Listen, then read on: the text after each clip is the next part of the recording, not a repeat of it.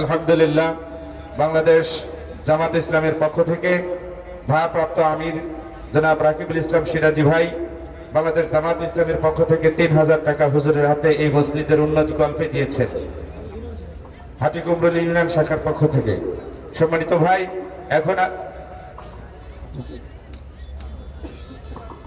আলহামদুলিল্লাহ বাংলাদেশ শ্রমিক কল্যাণ ফেডারেশনের পক্ষ থেকে সলঙ্গা থানা শাখার পক্ষ থেকে হুজুরের হাতের মাধ্যম দিয়ে 5000 টাকা এই মসজিদের জন্য উন্নতির জন্য দিয়েছেন। আল্লাহ কবুল করুন, জয় বলুন আমিন। সম্মানিত উপস্থিতি, এ পর্যায়ে একটি সঙ্গীতের মাধ্যম দিয়ে হুজুরের আলোচনা শুরু হতে যাচ্ছে। সকলেই নিজ নিজ আসন গ্রহণ করুন। এখন আপনাদের সামনে একটি ইসলামী সঙ্গীত পরিবেশন করছেন অত্র মসজিদের সম্মানিত ইমাম হাফেজ মাওলানা মোহাম্মদ সাদ্দাম হোসেন। মাওলানা মোহাম্মদ সাদ্দাম হোসেন। আসসালামু আলাইকুম ওয়া রাহমাতুল্লাহি ওয়া বারাকাতুহু। তোরা কি জন গিয়া দেখায় না সোনার মদিনা, তোরা কি জন গিয়া দেখায় না সোনার মদিনা। সে যে উম্মতের লাগিয়া নবী পাগল দিয়ানা, সে যে উম্মতের লাগিয়া নবী পাগল দিয়ানা। তোরা একই জন গিয়া দেখায় না সোনার মদিনা, তোরা একই জন গিয়া দেখায় না সোনার মদিনা। কোরআন শরীফ নাজিল হলো নবীজির উপরে, প্রচার করিলেন নবী তামাম পৃথিবীতে। কোরআন শরীফ নাজিল হলো নবীজির উপরে, প্রচার করিলেন নবী তামাম পৃথিবীতে। কোরআন প্রচার করতে গিয়া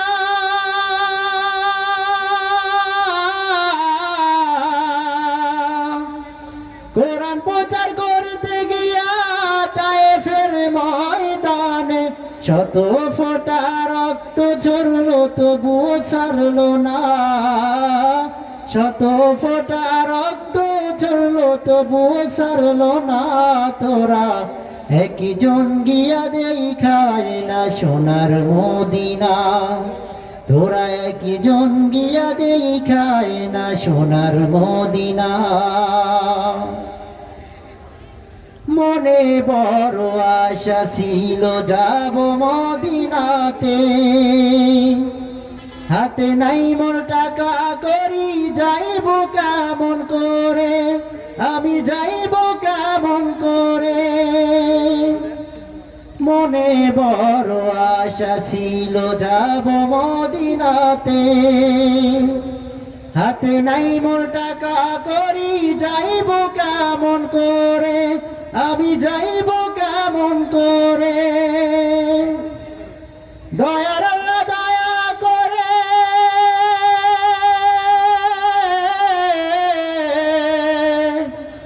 দয়ার আল্লাহ মায়া করে নিও আমায় মদিনাতে। নবীর রওজা দেখে যেন মরণ আমার হয়, নবীর রওজা দেখে যেন মরণ আমার হয়। তোরা একই জন গিয়া দেখায় না সোনার মদিনা, সে যে উম্মতের লাগিয়া নবী পাগল দিয়ানা, সে যে উম্মতের লাগিয়া নবী পাগল দিয়ানা। তোরা একই জন গিয়া দেখায় না সোনার মদিনা, তোরা একই জন গিয়া দেখায় না সোনার মদিনা। আসসালামু আলাইকুম। লিল্লাহে তাকবীর, নারে তাকবীর। হযরতকে তার মূল্যবান তাকরীর পেশ করার জন্য বিনীত অনুরোধ জানাচ্ছি। আসসালামু আলাইকুম ওয়া রাহমাতুল্লাহি ওয়া বারাকাতুহু। الحمد لله نحمده ونستعينه ونستغفره ونعوذ بالله من شرور أنفسنا ومن سيئات أعمالنا من يهده الله فلا مضل له ومن يضلله فلا هادي له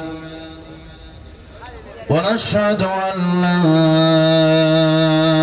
إله إلا الله وحده لا شريك له ونشهد أن سيدنا وحبيبنا ومولانا محمدا عبده ورسوله الذي أرسله بالحق بشيرا ونذيرا وداعيا إلى الله بإذنه وسراجا منيرا أما بعد فقد قال الله تعالى في كلامه المجيد وفي فرقانه الحميد أعوذ بالله من الشيطان الرجيم بسم الله الرحمن الرحيم تبارك الذي بيده الملك وهو على كل شيء قدير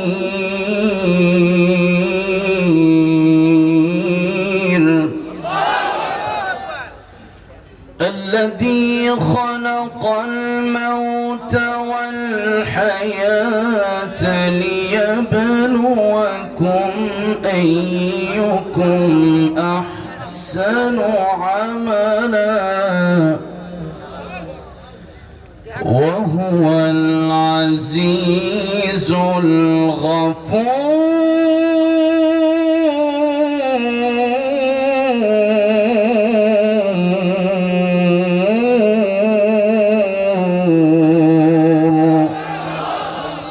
صدق الله العظيم. وقال النبي صلى الله عليه وسلم الدنيا سجن المؤمن وجنة الكافر أو كما قال النبي عليه الصلاة والسلام. وقال تعالى في شان حبيبه ومحبوبه إن الله وملائكته يصلون على النبي يا أيها الذين آمنوا صلوا عليه وسلموا تسليما. اللهم صل على محمد وعلى آل محمد كما صليت على إبراهيم وعلى آل إبراهيم إنك حميد مجيد. اللهم بارك على محمد وعلى آل محمد كما باركت على إبراهيم وعلى آل إبراهيم إنك حميد مجيد. हजर में शजर में तेरे रंग बू है, जिधर देखता हूँ अल्लाह उधर तो ही तो है। ला इलाहा इल्लल्लाह, ला इलाहा इल्लल्लाह। जबान ছেড়ে দিয়ে আল্লাহর প্রেমে মাতোড়া হয়। লা ইলাহা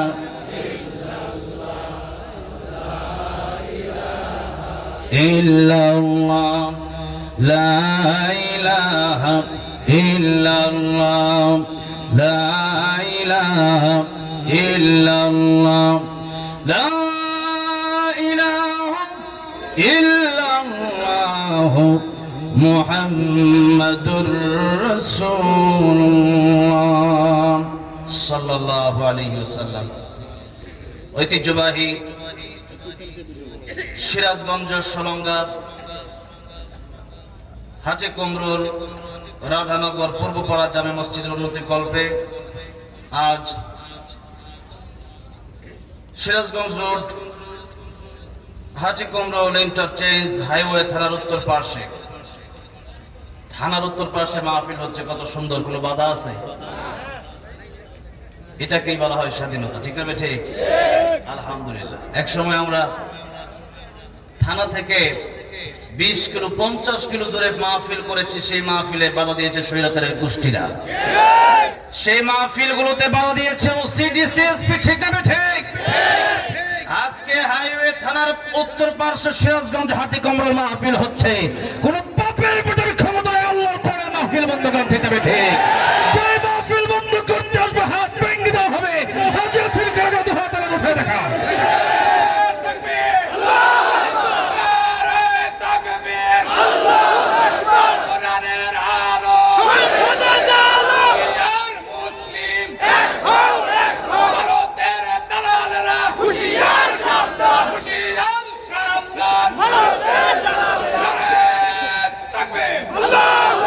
কোরআনের মাহফিলে কথা বলার জন্য আগে ডিসির কাছে, এসপির কাছে, ওসির কাছে, নেতার কাছে, খেতার কাছে যাওয়া লাগতো। সেই দিন আর নাই।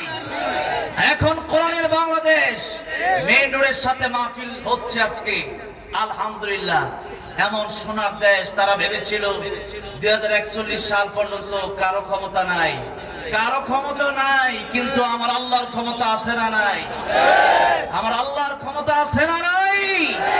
আমার আল্লাহর কোরআনের বিরোধিতা যারাই করবে বাংলার জমিনে তাদের জায়গা হবে না, মুসলমান, ঠিক না ঠিক? হাসিনা যেরকম দিল্লি গিয়ে জায়গা তার জমায় নিয়েছে, বাংলার জমিনে কোরআনের বিরোধিতা করলে তারাও বাংলাদেশ থাকতে পারে, দিল্লিতে গিয়ে থাকা লাগবে। আল্লামা সাঈদী বলেছিলেন কোরআনের বিরোধিতা করব না। আমাদেরকে মৌলবাদী বলে। কেন বলে? যে আমরা শিমুলে, আমরা মূল থেকে ওই থাকো গাছে লাগাই। আমরা 12 কোটি, তখন ছিল 12 কোটি, এখন 20 কোটি। আমরা নারা দেব, মানবাড়ির দিল্লি গিয়া পড়বা। আজকে বাংলাদেশে সেই দিল্লি থেকে চাবি ঘোরানো হচ্ছে সংখ্যালঘু নাম দিয়া। যে আমরা নাকি হিন্দুদেরকে আমরা নাকি কষ্ট দিই, আমরা নাকি হিন্দুদের নিরাপত্তা দিতে পারি না। কিন্তু আপনাদেরকে জিজ্ঞাসা করতে চাই, হিন্দুরা আগের চেয়ে এখন নিরাপদে কম আছে না বেশি আছে? এটা হিন্দুরাই বলেছে। আজকে কিছু হিন্দুদের মাধ্যমে, এটা হিন্দু আমি বলবো না, এটা কোনো ধর্মের দোষ আমি দেব না। হিন্দু অনেক লোক আছে যারা ভালো, যেমন পিনাকি ভট্টাচার্য একজন হিন্দু, কিন্তু সূরা আসরের তাফসীর শুনলে আপনি অবাক হয়ে যাবেন যে এই হিন্দুরা না এত সুন্দর সূরা আসরের তাফসীর করে কেন? আল্লাহু আকবার। আল্লাহ তুমি পিনাকি ভট্টাচার্যকে হেদায়েত দিয়ে দাও, যেরকম আমি। বর্তমানের আবু তালিব আপনি বলতে পারেন, নবীর চাচা আবু তালিব, তিনি যদিও মুসলিম হন নাই, কিন্তু নবীর পক্ষে ছিলেন কি ছিলেন না? 3টা বছর জেল খাটছেন। এই পিনাকি ভট্টাচার্য আর সাংবাদিক ইলিয়াস হোসেন, তারা মুসলমানদের পক্ষে আছে কথা বলছে। এবং আমাদের কয়েকদিন পরে এই ভারত আমাদের দেশের যে ক্ষতি করছে, পৃথিবীর কোন রাষ্ট্র বাংলাদেশের তো ক্ষতি করে নাই। আর সেই ভারতকে যারা বন্ধু বানাইছে নিঃসন্দেহে আমাদের শত্রু ছিল, তাতে কোনো সন্দেহ নাই। সুতরাং ভারতকে যারা কাছে টানবে, ভারতকে যারা কলেজার বন্ধু মনে করবে, তারা বাংলাদেশের বন্ধু, তারা বাংলাদেশের চিরসত্য হয়ে থাকবে। ঠিক না ঠিক? আজকে যারা খুনি, যারা স্বৈরাচার, যারা কোরআন বন্ধ করছে, যারা আল্লামা সাঈদীকে শহীদ করে দিল, যারা কোরআনের ময়দানে যারা কথা বলো, তাদেরকে বছরকে বছর যুগের পর যুগ যারা জেল কারাগার ভোগ করালো, এদেরকে যারা জায়গা দিল, এরা কি আমাদের বন্ধু নাকি? খুনিকে আপনি আমার দেশে পাঠিয়ে দিবেন? আমেরিকা জায়গা দেয় না, মিডল ইস্ট জায়গা দেয় না, কানাডা জায়গা দেয় না, আর তারা জায়গা দিয়ে দিচ্ছে। তার মানে এই দেশের যে কোটি কোটি টাকা জনগণের নষ্ট হয়েছে, সব ওই দিল্লিতেই পাঠানো হয়েছে। আল্লাহ যেরকম স্বৈরাচার জালেম থেকে বাংলাদেশকে আজীবন এখন থেকে হেফাজত করেন বলেন আমিন। আজকের এই মাহফিলটা আমি অত্যন্ত খুশি হয়েছি যে একেবারে এমন একটা জায়গা, আমার খুবই পরিচিত জায়গা। আপনাদের এলাকার যে রাকিবুল ইসলাম সিরাজি ভাই আমাদের যথেষ্ট মহব্বত করেন। আমি এই দিকে গেলে আমাকে মশা বুট খাওয়াবে, তারপরে বৃন্দা খাওয়াবে আর পেঁয়াজু খাওয়াবে। তো এই সিরাজগঞ্জে এই হাটিকুণ্ডলে আমার অনেক সময় কেটেছে। তো আলহামদুলিল্লাহ আপনাদের এই এলাকার, আপনাদের মসজিদের সাবেক খতিব আমার প্রিয় ভাই আলোচনা করেছেন মাওলানা আব্দুল কুদ্দুস সিদ্দিকী লালমনিরহাট। আমি লালমনিরহাট ভাইয়ের জেলা ওই লালমনিরহাট নীলফামারী থেকে আমি মাহফিলটায় আসলাম। আমি আর ভাই একসাথে ফ্লাইটে গিয়েছিলাম, আমাদের দিনাজপুরে প্রোগ্রাম ছিল। তো আজকে ভাইয়ের আসতে অনেক কষ্ট হয়েছে, আমার কষ্ট হয়েছে। আমার প্রোগ্রাম ছিল কথা বল ঠাকুরগাঁও পীরগঞ্জ, সেই ঠাকুরগাঁও থেকে সৈয়দপুর ফ্লাইট থেকে ঢাকা থেকে যে এখানে আসলাম। তো আব্দুল কুদ্দুস ভাই বললো যে এই এলাকায়, আমি বললাম এই এলাকায় আপনার বলা যারাই আসবে তাদেরকেই দিব, কারণ এই সারা বছর যতগুলো প্রোগ্রাম থাকে 50টা 60টাই সিরাজগঞ্জের ভিতরে। আলহামদুলিল্লাহ আমি ঘুরে ঘুরে বাংলাদেশে বলি যে বাংলাদেশে যে কোনো জেলায় প্রোগ্রাম মিস করলে এই জেলাতে প্রোগ্রাম মিস না হয়, কারণ মানুষের যে আচার ব্যবহার ভালোবাসা আসলে মনে হয় নিজের বাড়িতে আসছে। এই জন্য এই এলাকাগুলোতে আমি এমনিও আসার চেষ্টা করি, বা অন্যান্য জেলাগুলোতে ঢুকলেও নাটোর, পাবনা, নওগাঁ, রাজশাহী, রংপুর ঢুকলে এদিকে আমি এসে বসে একটু চাটা খেয়ে যাই। তো আলহামদুলিল্লাহ এলাকার অনেক মানুষের সাথে আমার একটা লম্বা সম্পর্ক। বিশেষ করে আব্দুল কুদ্দুস সিদ্দিকী ভাই যদিও লালমনিরহাটের, কিন্তু এই এলাকায় দীর্ঘদিন ছিলেন। আমার ভাই, আমার এলাকার মসজিদের খতিব, এখন বড়বাড়ি মসজিদের খতিব। আল্লাহ আমার প্রিয় আব্দুল কুদ্দুস সিদ্দিকী ভাই একটা মাহফিল রেখেছেন, তবে তাড়াহুড়া করে চলে গেছেন। আমার সাথে আমার আরেক বক্তা ভাই আছে শহীদুল হক আনসারী, আমার ইন্ডিয়ার সাথে। আমি ইন্ডিয়া ওয়াজ করার সময় ভাই আমার সাথে খুব ভালো আলোচনা করেন। ভাবছিলাম সময় থাকলে দেবো, কিন্তু আবার হুট করে মানুষ যদি চিন্তা করে আসছে কি আসছে না, সেই কারণে তাড়াহুড়া করে আমি উঠে গেলাম। একটু লম্বা সময় যদি আমি দিই, আপনারা কি বসতে রাজি আছে? কষ্ট হবে? আলহামদুলিল্লাহ সিরাজগঞ্জের মানুষ প্রতিদিন মাহফিল হচ্ছে, কি করবে? প্রতিদিন 5টা 7টা করে রাস্তায় আসতে কতগুলো মাহফিল যে আপনি যাবেন আর দেখবেন 10 কিলো পরে পরে মাহফিল। আলহামদুলিল্লাহ। তো এই জন্য মুসলমান আমরা, ইমানদার আমরা, আমাদের এই সময়টা আসছি, আল্লাহ আমাদেরকে দিয়েছে কোরআনকে, আল্লাহকে সময় দেওয়ার জন্য, কোরআনকে সময় দেওয়ার জন্য, কোরআনের আইনগুলো মেনে নেওয়ার জন্য। এই জন্য আমরা যতক্ষণ থাকবো আল্লাহর ভালোবাসায় থাকবো। এক একটা আয়াত শুনবো, আল্লাহ 100 রাকাত নফল নামাজ পড়লে যে সওয়াব হতো, এক একটা আয়াত আপনি শিখে যেতে বাড়িতে যেতে পারেন, আল্লাহ 100 রাকাত নফলের চাইতে বেশি সওয়াব দিয়ে দিবে। আপনারা কি কেউ আছেন নাকি যে প্রতিদিন 100 রাকাত নফল নামাজ পড়েন? আছেন? আমাদের দেশে আগে একজন ছিল, তিনি 70-80 রাকাত করে তাহাজ্জুদ পড়তো। আমরা 10 রাকাত পড়তে পারি না, উনি 70-80 রাকাত করে পড়ে ফেলে। আবার সৌদি গিয়ে দেখি কাবা শরীফের পাশে সিগারেটও খায়। আল্লাহ পালাইছে, এখন তো দেশে নাই। যেটি কইছে পালাবো না, ওটি পালাইছে। ঠিক না ভাই? ঠিক। তাহলে 100 রাকাত করে নফল নামাজ আমাদের আমলনামায় আসবে যদি এক একটা আয়াত শিখে যেতে পারি। আমি আমার আলোচনাগুলোর ভিতরে আমি আল্লামা সাঈদীকে ফলো করি। কাকে ফলো করি? আল্লামা সাঈদী রহমাতুল্লাহ আলাইহি। আল্লামা সাঈদীর চেয়ে বড় মুফাসসির বাংলাদেশে আমি কাউকে মনে করি না। আপনারা কি মনে করেন নাকি? আপনারা মনে করলেও আমি মনে করি না, কারণ বাংলাদেশে সবচেয়ে বেশি কোরআনের আয়াত যিনি বলতেন, কোরআনের তাফসীর যিনি করতেন, আসলে যিনি তাফসীর করতেন, তিনি হচ্ছেন আল্লামা সাঈদী। কোরআনের পাখি হক কথাগুলো তিনি বলতেন। তিনি আমার সাথে দেখা হয়েছিল কাতারে শামীম সাইদে হাফিজাহুল্লাহ। এরপর আমার আবার বগুড়াতে মাওলানা আব্দুল আমিন সাহেবের মাদ্রাসার মাহফিলে আমাকে দাওয়াত করেছিলেন, সেখানে শেষ আলোচনা আমি রেখেছিলাম। শামীম সাইদে হাফিজাহুল্লাহ আমাকে কাতার গিয়ে বলেছিলেন যে আল্লামা সাইদি যখন কোরআনের কথাগুলো বলছিলেন তখন চুরির বিরুদ্ধে বলেছেন, স্বৈরাচারের বিরুদ্ধে বলেছেন, জালেমের বিরুদ্ধে বলেছেন, কোরআনের পক্ষে কথাগুলো বলেছেন, মদের বিরুদ্ধে বলেছেন, জুয়ার বিরুদ্ধে বলেছেন, এদেশের পতিতালয়ের বিরুদ্ধে বলেছেন। যখন এই কথাগুলো বলেছেন তার ব্যবসা আউট হয়ে যাচ্ছিল। আল্লামা সাইদি যদি আর কিছুদিন কথা বলতে পারতো তাহলে আমার মনে হয় আরো আগেই স্বৈরাচার দেশ থেকে বের হয়ে দিল্লি যাওয়া লাগতো। সে বুঝে ফেলছে অবস্থা খারাপ, পূর্ণ হয়ে যাবে আমার অবস্থা।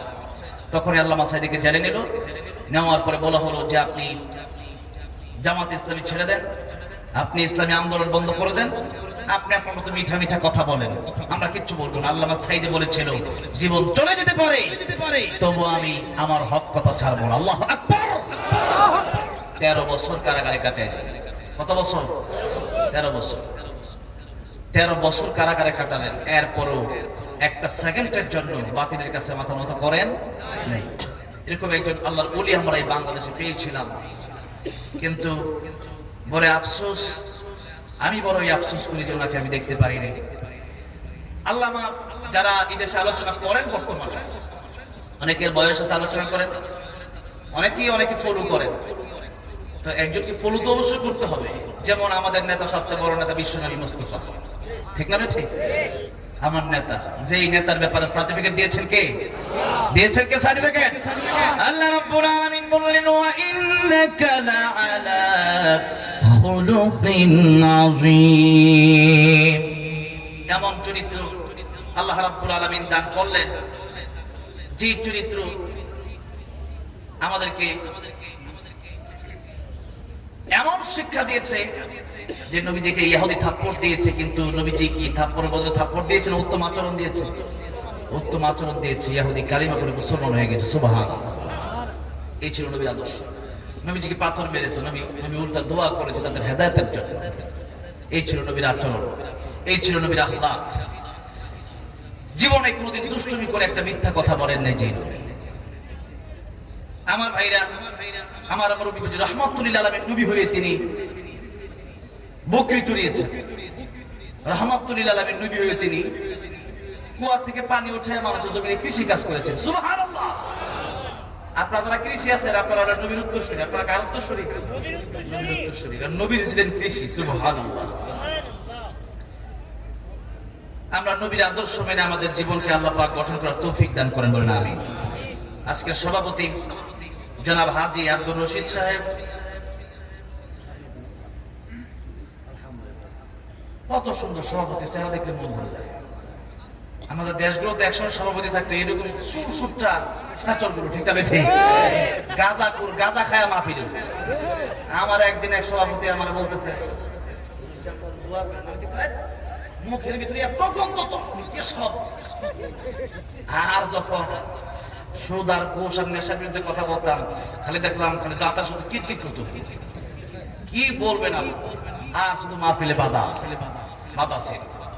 আলহামদুলিল্লাহ। এখনো যেগুলা বাধা দেয় এগুলা ওই স্বৈরাচারের পেশাটা। এগুলার আগে মাইর দিবেন, পরে বিচার হবে। আগে ডাইরেক্ট মাইর হবে। কি হবে? আগে ডাইরেক্ট মাইর। আলহামদুলিল্লাহ। সভাপতি সাহেব তিনি প্রোপাইটার মেসার্স ভাই ভাই ট্রেডার্স, আল্লাহ ব্যবসায় বরকত দান করেন, জুড়ে বলেন আমিন। আজকের প্রধান অতিথি জনাব এ আল বাকি সাহেব, পরিবেশক দেশবন্ধু গ্রুপ, চলে গেছে। আল্লাহ রাব্বুল আলামিন ওনাকে কোনো এক হায়াত দান করেন, বলেন আমিন। আজকের বিশেষ অতিথি আলাউদ্দিন সরকার, প্রধান উপদেষ্টা মসজিদ। আলহামদুলিল্লাহ। দেখেন কত সুন্দর, প্রত্যেকটা ব্যক্তির চেহারা দিকে তাকালে ভালো লাগে কি লাগে না? আলহামদুলিল্লাহ। আল্লাহ কবুল আর মঞ্জুর করেন, বলেন আমিন। আল্লাহ নেক হায়াত বাড়ায় দেন, বলেন আমিন।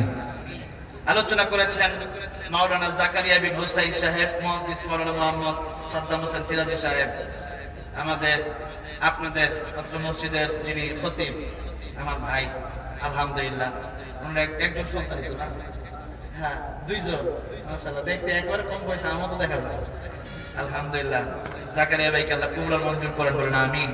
আরো অনেকেই কথা বলেছিলেন, বিশেষ করে আমার জানে রাকিব সাহেব সহ অনেকেই এখানে উপস্থিত আছেন, যারা এখানে কথা বললে আমি শুনতে পারলে আমি নিজেকে ধন্য মনে করতাম। আজকে যারা এসেছেন আপনারা অনেক যোগ্য মানুষ, আমি অযোগ্য মানুষ। এরপরেও এই মাহফিলের কমিটির আমার চাচারা, আমার দাদারা গিয়েছিলেন আমাকে দেখার জন্য, আমাকে ভালোবেসেছেন। দীর্ঘ এক সপ্তাহ, প্রায় 1 মাস ধরে আমি ডেঙ্গু জ্বরে আক্রান্ত। শরীর অবস্থা খুবই ভয়াবহ হয়েছিল, মৃত্যু সজ্জায় আমি শায়িত হয়ে গেছিলাম। হাসপাতালের বেড থেকে উঠে 2-3 দিনের মাহফিল শুরু করলাম। আবার আল্লাহ কবুল করেছেন, ভাবি নাই যে আসতে পারবো। তো যাই হোক, আল্লাহ যেটা আসার তৌফিক আমাকেও দিয়েছেন কোরআনের কথা বলার জন্য। আপনাদের কেউ বিছানা নাই, ভালো কম্বল নাই, ভালো একটা কাঁথা নাই, ল্যাপ নাই, ভালো একটা সুইমিং পুলের বালিশ নাই, খিচুড়ি নাই, বিরিয়ানি নাই, টাকা পয়সা নাই। এরপর ওই জনগণ আসছে কার ভালোবাসায়? কার ভালোবাসায়? আল্লামা সাইদি এটাই বলেছিলেন, জনগণ আল্লামা সাইদির ভালোবাসায় আসে না, জনগণ আসে আল্লাহর কোরআনের ভালোবাসা। ঠিক নয়? ঠিক। যারা আল্লাহকে ভালোবাসে তাদের ল্যাপ তোষক লাগে না, তারা মাটিতে বসেই আমার আল্লাহরে ভালোবাসতে পারে। আমার আল্লাহরে ভালোবাসে যারা, এরা দুনিয়াতে কষ্ট করবে, কারণ দুনিয়া এদের জন্য আরামের জায়গা না। দুনিয়া সিজনুল মুমিন ওয়া জান্নাতুল কাফির। এই দুনিয়া তাদের জন্য কয়েদখানা, জেলখানা। এইজন্য আমরা জেলখানাকে ভয় পাই না। পাই নাকি? মুসলমান কি জেলখানাকে ভয় পায় নাকি? কেন পায় না? কারণ মুসলমান জানে যে গোটা দুনিয়ায় আমার জন্য জেলখানা। আল্লাহর আইন না মানতে পারলে আমাকে জাহান্নামে জ্বলতে হবে। আমাকে যদি জান্নাতে যেতে হয়, জেল আসতে পারে, জুলুম আসতে পারে, হামলা আসতে পারে, মামলা আসতে পারে। আল্লাহর কোরআন থেকে মুসলমান 1 সেকেন্ডের জন্য পিছপা হবে না, হবে না, হবে না। আমার ভাইরা, আমার মুরব্বী বাবাজিরা, আল্লাহর কোরআনের ভালোবাসা, আল্লাহর ভালোবাসা আমাদের অন্তরে সবচেয়ে বেশি। কারণ এখানে আমরা যারাই বসে আছি, আমরা কি ইমানদার না বেঈমান? কি বলেন? আচ্ছা, আমি তো বুঝতেছি না এত কম আওয়াজ কেমনে হয়। আর শোনেন না, দূরে না, মুমিনের আওয়াজটা। আল্লামা সাইদির আরেকটা কথা আমার মনে পড়ে গেছে। আল্লামা সাইদি বলেছিলেন, মুমিন যারা হবে, আমরা বিড়ালের মতো 500 বছর বেঁচে থাকার কোনো লাভ নাই। সিংহের মতো 1 ঘন্টা বসতে চায় না, বেঁচে থাকার কোনো হাত আলো উঠে দেখা।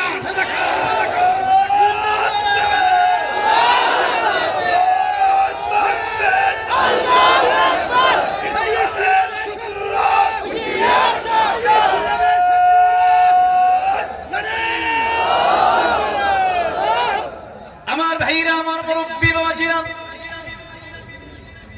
তাই আসুন আল্লাহ রাব্বুল আলামিন ইমানদারের ব্যাপারে বললেন, ওয়ালা তাহিনু ওয়ালা তাহজানু ওয়া আনতুমুল আ'লাউনা ইন কুনতুম মুমিনিন। মুমিন যদি হতে পারেন, ইমানদার যদি হতে পারে, আল্লাহ রাব্বুল আলামিন বললেন তোমাদের কোনো ভয় নাই, তোমাদের কোনো চিন্তা নাই। কারণ মুমিনের বন্ধু तमाम পৃথিবীর সব কিছু যদি মুমিনের শত্রু হয়ে যায়, মুমিনের একজন বন্ধু আছে, জোরে আওয়াজ দিয়ে বলেন তিনি কে?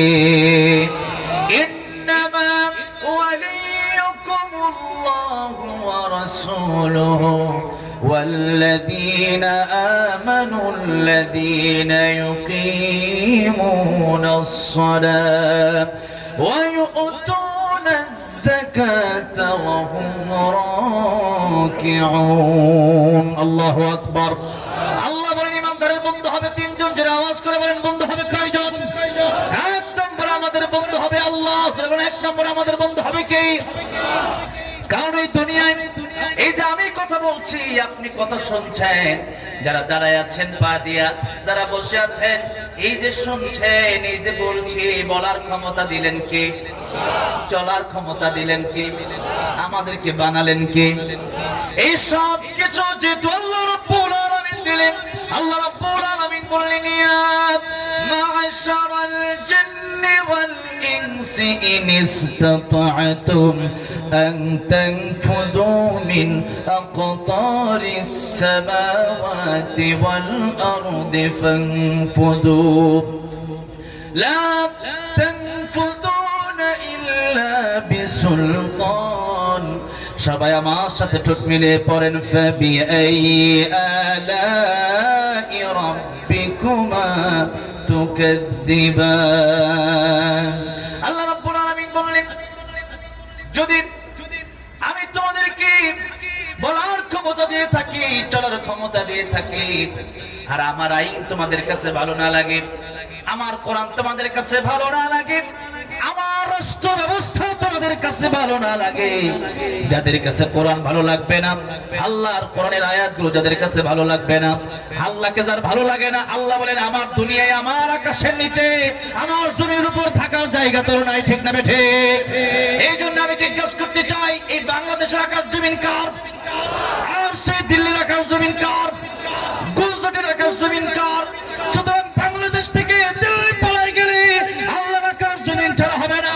আল্লাহর আইন যদি, আল্লাহর কোরআন যদি কারো কাছে ভালো না লাগে, আল্লাহর আকাশ জমিন থেকে বের হয়ে যাও। ঠিক না বেঠে? আর আল্লাহর আকাশ জমিন থেকে বের হয়ে যাওয়ার মতো কোনো জায়গা আমাদের নাই, আছে নাকি? আল্লাহর আকাশ জমিন ছেড়ে বের হয়ে যাওয়ার মতো কোনো জায়গা আমাদের নাই। আল্লাহর আকাশ জমিন ছেড়ে বের হয়ে আপনি যাবেন কোথায়? অন্য গ্রহ যদি আপনি যান, মঙ্গল গ্রহ কার? সূর্য কার? চন্দ্র কার? বুধ গ্রহ কার? যা কিছু সবই তো আল্লাহ, আমারই তো বানাইছে আল্লাহ। ঠিক না বেঠে? বাপে সন্তানকে কইছে তুই বিয়াদবি করছ, বের হয়ে যা, বাইতে বের হ। সন্তান কই তোমার বাড়ি ছাড়া জায়গা নাই, যা, কই যাবি যা। সন্তান চলে গেছে নানি বাড়ি, বাপে কই তোর নানি বাড়ি হওয়ার আগে এটা আমার শ্বশুর বাড়ি, যে ছেলে আমার কথা শুনে না বের হচ্ছে, ওই ছেলে আমার শ্বশুর বাড়িতে থাকতে পারবে না। কারণ নানির বাড়ি আগে না শ্বশুর বাড়ি আগে? বাপে যদি বিয়ে না করতো তাহলে কি তার নানির বাড়ি হইতো? হইতো না। বাপে কয় না, আমার শ্বশুর বাড়ি আগে, তোর নানির বাড়ি পরে, যা, যে ছেলে আমার কথা শুনে না আমার শ্বশুর বাড়ি থেকে বের হয়ে যায়। এবার ছেলে কয় তোমার শ্বশুর বাড়ি ছাড়া কি যাওয়ার আর জায়গা নাই? এবার গেছে খালার বাড়ি। বাপে গিয়া কয় এটা আমার শালির বাড়ি, এটা আমার ভাইরার বাড়ি, তোর খালার বাড়ি পরে, তোর খালুর বাড়ি পরে, আগে আমার। ঠিক না বেঠি? যে ছেলে আমার কথা শোনা না, ওই ছেলে বের হয়ে যা, আমার শালির বাড়ি থাকার জায়গা নাই। এবার কয় তোমার শালির বাড়ি ছাড়া, তোমার ভাইরার বাড়ি ছাড়া কার জায়গা নাই? এবার গেল ফুফুর বাড়ি।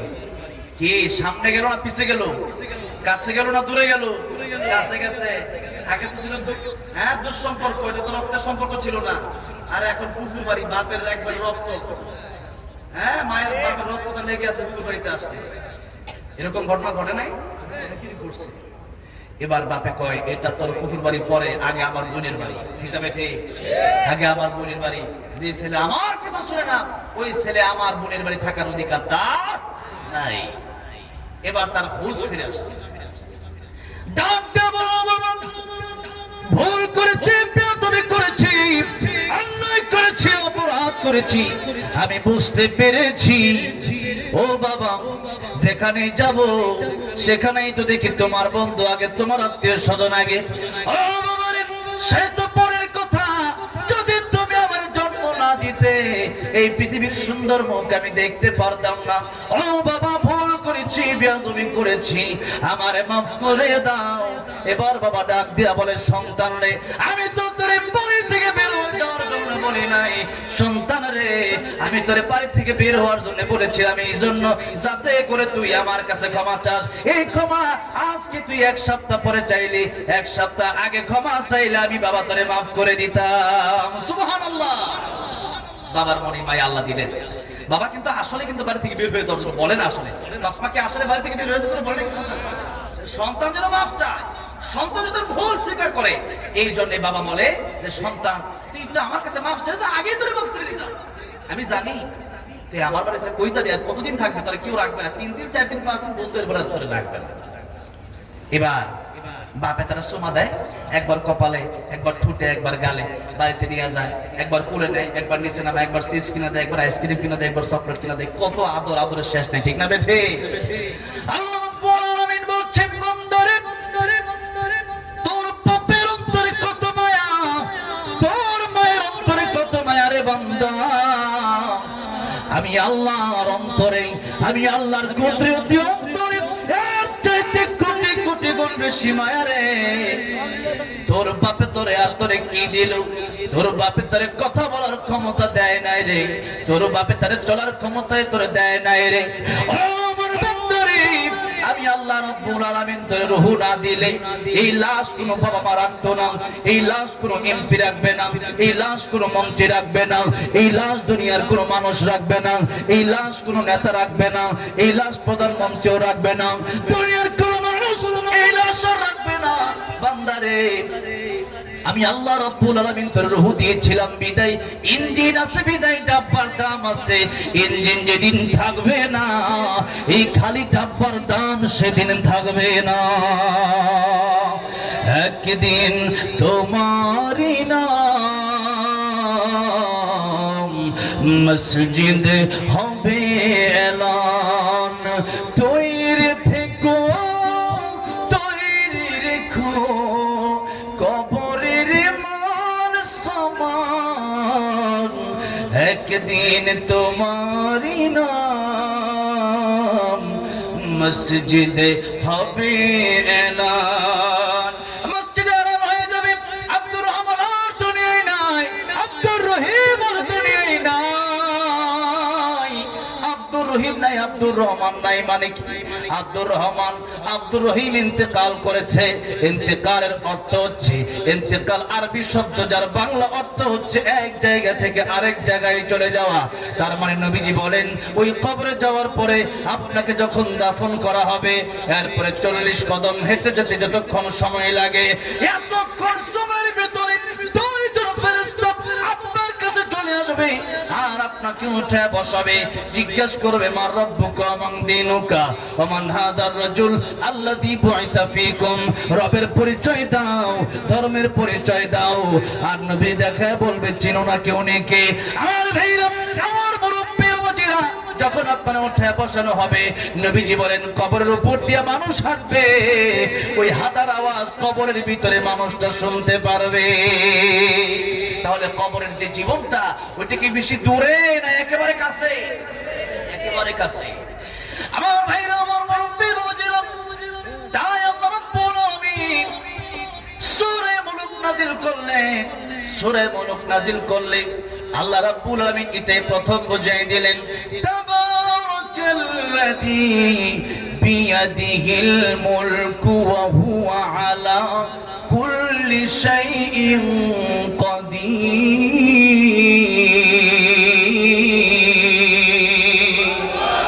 আল্লাহ রাব্বুল আলামিন বলেন মহিমাময় সেই সত্তা যার হাতে গোটা রাজত্ব, তার মানে মূল মালিক গোটা রাজত্ব।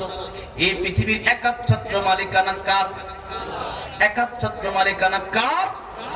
আল্লাহ হলেন মালিক আর আমরা হলাম তার গোলাম।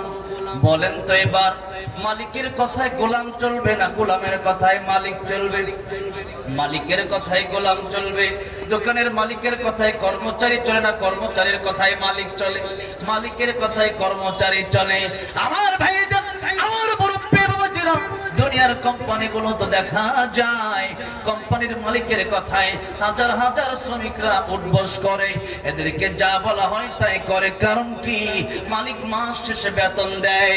কিন্তু আপনি একটু চিন্তা করেন না, যে আল্লাহ রাব্বুল আলামিন আমার হাত দিলেন কাজ করার জন্য, যে আল্লাহ আমার চোখ দিলেন দেখার জন্য, যে আল্লাহ আমার বিবেক দিলেন বোঝার জন্য, যে আল্লাহ আমার পা দিলেন চলার জন্য, এই মালিকের কথা শুনে 24 ঘন্টার ভিতরে 12 ঘন্টা দিলাম মালিকের, দুনিয়ার মালিকের, আর 12 ঘন্টা আমার নিজের জন্য ঘুম খাওয়া দাওয়া আর ঘোরাফেরা করার জন্য দিয়ে দিলাম। আমার সেই আল্লাহ, যে আল্লাহ আমারে বানাইছে, হাল আতা আলাল ইনসানি হাইনুম মিনাদ দাহর লাম ইয়াকুন শাইআম মাযকুরা। যে আল্লাহ আমারে বানাইলো সেই আল্লাহরে আমি কয়টা ঘন্টা সময় দিলাম? বন্ধুরে, আপনার বিবেকের কাছে আপনি প্রশ্ন করেন, যে আল্লাহ আমারে বানাইলো, যে আল্লাহ আমারে কথা বলার ক্ষমতা দিল, যে আল্লাহ আমারে দেখার ক্ষমতা দিল, যে আল্লাহ আমারে কাজের ক্ষমতা দিল, যে আল্লাহ আমারে চলার ক্ষমতা দিল, ওই আল্লাহর জন্য 24 ঘন্টা থেকে কমপক্ষে 1টা ঘন্টা দেওয়ার দরকার আছে না নাই? এই জন্য আযান যখন হয়ে যাবে, হাইয়া আলাস সালাহ, হাইয়া আলাল ফালাহ, আসসালাতু খায়রুম মিনান নাওম। কাবা করে যখন আমি গেলাম, প্রথমেই কাবা করে যাওয়ার সময় এত গরম, গরমের কারণে ঠোঁটগুলো ফেটে যাচ্ছিল। বাংলাদেশে ফাটে শীতের কারণে ঠোঁট, আর আরবে গরমের কারণে ঠোঁটগুলো ফেটে যায়, এত গরম। এই গরমের কারণে একটা দোকানে আমি গেলাম একটা মেরিল কেনার জন্য, লিপজেল কেনার জন্য, একটা লিপজেল দেওয়ার জন্য বললাম। দোকানটা খোলা, কিন্তু তিনি বললেন আমার না, হাইয়া আলাস সালাহ, হাইয়া আলাস সালাহ, নামাজের দিকে আসো, কোরআনের দিকে আসো। এখন মেরিল কেনার সময় না, দোকান খোলা থাকবে কিন্তু মেরিল তোমার আমি দেব না। তুমি যত লক্ষ টাকাই দাও, মেরিল তোমার আমি দেব না। ও বাংলাদেশের মুসলমান, আজকে আপনি বাংলাদেশে জন্ম নিয়া মুসলমান তো দাবি করেন, নামাজের সময় নামাজে যান না, কোরআন তেলাওয়াত জিজ্ঞেস করলে আপনি কোরআন পারেন না, দুনিয়ার জন্য সব কিছু করলেন, আল্লাহর জন্য আপনি কি করলেন? জীবন তো চলে গেল, 60 বছর 70 বছর অনেকে পার হয়ে গেল, এরপরও আপনার মুখে আপনি দাড়িটা কেন রাখলেন না? আপনার বউটা এখনো কেন পর্দা করে না? আপনার মেয়েটা এখনো কেন পর্দা করে না? আপনার দোকানে এখনো কেন সুদ চলে? আপনি কেন এখনো ঘুষ খান? আপনি কেন এখনো নেশা করেন? আপনি কেন এখনো মদ পান করেন? আপনি কেন এখনো সিগারেট খান? আপনি কেন এখনো নামাজে যান না? মনে কি হয় না যে আমার মরতে হবে? এই হাতি কুমরুলের, এই সিরাজগঞ্জের হাতি কুমরুলের মরে কত মানুষ অ্যাক্সিডেন্ট হয়ে মারা গেল। আমি আর আপনি আজকে ওয়াজ মাহফিল শেষ করে বাড়িতে যেতে পারবো, এই গ্যারান্টি আমার আছে নাকি? এই গ্যারান্টি আমারও নাই। আপনি ওয়াজ শুনে বাড়িতে যেতে পারবেন, সেই গ্যারান্টি আপনারও নাই, আমারও গ্যারান্টি নাই, আপনারও গ্যারান্টি নাই। গ্যারান্টি যেহেতু নাই, কিন্তু একটা জীবনের গ্যারান্টি আছে। আল্লাহ রাব্বুল আলামিন বললেন, সুম্মা ইউমীতুকুম সুম্মা ইউহয়ীকুম সুম্মা ইলাইহি তুরজাউন। ও বান্দারে, তোর জীবন আমি আল্লাহ রাব্বুল আলামিন দিলাম, এই জীবন থেকে পরকালে তোমার যেতে হবে, এরপরে আমার কাছে আবার ফিরে আসতে হবে। ওইটাই হলো আসল জীবন। আসল জীবনের জন্য কিছু করলেন না, এই জীবনের শেষ আছে। বাড়ি করলেন, গাড়ি করলেন, টাকা পয়সা জমালেন, এখন যেদিন নতুন বিল্ডিং করছেন, ওই দিন যখন বিল্ডিং গিয়ে পা দিবেন, আপনি দেখলেন মালাকুল মউত আজরাইল হাজির হয়ে গেছে। আপনি বললেন, মালাকুল মউত, আমার একটু সময়ের জন্য, একটা মিনিটের জন্য বাড়িতে একটু ফিরে আসার সুযোগ দেওয়া যায় না? আজরাইল বলবেন, না না, ইদা জা আজালুহুম লা يستأخرون ساعة ولا يستقدمون। মরণের সময় যখন হয়ে গেছে, 1 সেকেন্ড দেরি আর করা হবে না। এখনই সময়, বাড়িতে ঢোকার সময় আল্লাহ রাব্বুল আলামিন তোমার দেয় নাই। এই কথা যদি বলে, আপনি কি 1 মিনিট সময় পাবেন নাকি? সময় নাই, সময় নাই। আমার বন্ধুরে, আমার মুরব্বী বাবা জিরারে, এই দুনিয়াতে আল্লাহ রাব্বুল আলামিন আমার পরীক্ষা করার জন্য পাঠালেন, আপনার পরীক্ষা করার জন্য আল্লাহ রাব্বুল আলামিন পাঠালেন। আল্লাহ রাব্বুল আলামিন সূরা মুলুকের 2 নম্বর আয়াতে বললেন, আল্লাযী খালাকাল মাউতা ওয়াল হায়াতা লিয়াবলুয়াকুম আইয়ুকুম আহসানু আমালা। বান্দারে, আমি আল্লাহ মউত সৃষ্টি করলাম, আমি আল্লাহ হায়াত সৃষ্টি করলাম। এই মউতের কথা আল্লাহ আগে বললেন, এর 2টা কারণ। জোরে বলেন, কয়টা কারণ? 2টা কারণ। 1 নম্বর কারণ হচ্ছে, আগে আমরা ছিলাম মৃত। মৃত মানুষ দুনিয়াতে জন্ম নেয় কি নেয় না? দুনিয়াতে যদি মৃত লাশ জন্ম নেয়, ওইটা কি বাপ মা রাখে নাকি? ওইটা দাফন করে দেয়, ওইটা মাটিতে পুঁতে দেয়, কারণ ওর কোনো দরকার নাই। সেই স্ত্রীর জন্য আপনি এত পাগল। এই স্ত্রীকে যদি আপনি বলেন, স্ত্রী রে, আমার ছাড়া তুমি একটা দিন একটা রাত থাকতে পারো না, আমি তোমার জীবনে কি না দিলাম। ওই স্ত্রী রে, আমারে তুমি একটা রাত তোমার সাথে থাকার সুযোগ করে দিবা। স্ত্রী বলবে, মরার পরে তোমার কোনো জায়গা নাই। আর যদি বলে, হ্যাঁ ঠিক আছে, তোমার আমি অনেক ভালোবাসি, মরার পরে আমি তোমার জায়গা দেব, কিন্তু দেখা যায় না, না, পৃথিবীর কোন স্ত্রী কোন স্বামীর মৃত্যুর পরে আর জায়গা দেয় না। পৃথিবীর কোন মা বাপ তার সন্তানের মৃত্যুর পর জায়গা দেয় না। পৃথিবীর কোন সন্তান তার মা বাবার মৃত্যুর পর জায়গা দেয় না। কারণ জানে, আব্দুর রহমানের ইন্তেকাল হয়ে গেছে, মানে এক জায়গা ছেড়ে আব্দুর রহমান আরেক জায়গা জায়গায় চলে গেল। আব্দুর রহিমের ইন্তেকাল হয়ে গেল। আব্দুর রহিম ইন্তেকাল করে দুনিয়া থেকে কবরে চলে গেছে। তার খালি ডাব্বার কোনো দাম নাই, খালি ডাব্বা রাখলে এটা পচে যাবে, গলে যাবে, আমার বাড়িঘর নষ্ট হয়ে যাবে। বলো তো বাড়িঘর তো তার না, বাড়িঘর তো আপনার, কিন্তু বাড়িঘর আপনার কি হলে কি হবে? আল্লাহ রাব্বুল আলামিন বলেন ইয়াউমা লা ইয়ানফা'ু মালুন ওয়ালা বানুন ইল্লা মান আতাল্লাহা বিকলবিন সালিম। আমি আল্লাহর কাছে সম্পদের কোনো কাজ আসবে না, সন্তানাদি কোনো কাজে আসবে না।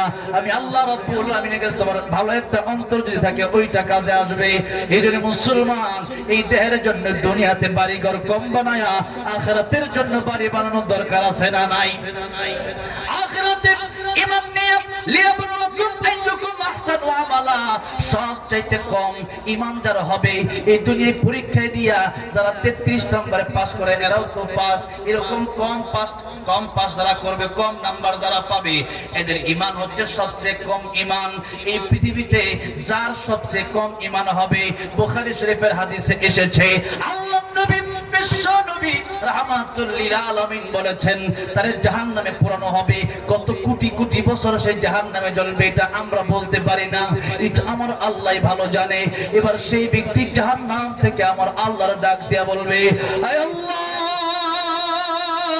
তুমি রহমান, তুমি রহিম, তুমি গফফার। আল্লাহ গো জাহান্নাম থেকে কি আমার একটু মুক্তি দেওয়া যায় না? আমার জান্নাতে যাওয়ার কোনো দরকার নাই। এবার আল্লাহ রাব্বুল আলামিন তারে জাহান্নাম থেকে বের করে আনবেন। জাহান্নাম থেকে বের করে আনার পরে আল্লাহ রাব্বুল আলামিনকে বলবেন, আল্লাহ এখানেও আমার ভালো লাগে না, আল্লাহ জান্নাতের একটু কাছে কি আমার নেওয়া যায় না? আল্লাহ বলবেন এটাই তোর শেষ আবদার। এবার বান্দা ডেকে বলবে, আল্লাহ এটাই আমার শেষ আবদার। অনেক লম্বা ঘটনা, একটু একটু করে বান্দা আগায়। এবার বান্দা জান্নাতের কাছে যাওয়ার পরে বান্দা শুনতে পারবে জান্নাতের ভিতরে কিচিরমিচির আওয়াজ হয়, পাখির আওয়াজ হয়, কত সুন্দর আওয়াজ। যে আওয়াজ জীবনে কোনোদিন কোনো কান শুনে নাই, যে নিয়ামত কোনোদিন কোনো চোখ দেখে নাই, যে নিয়ামত কোনোদিন কোনো মন অন্তর কল্পনা করে নাই।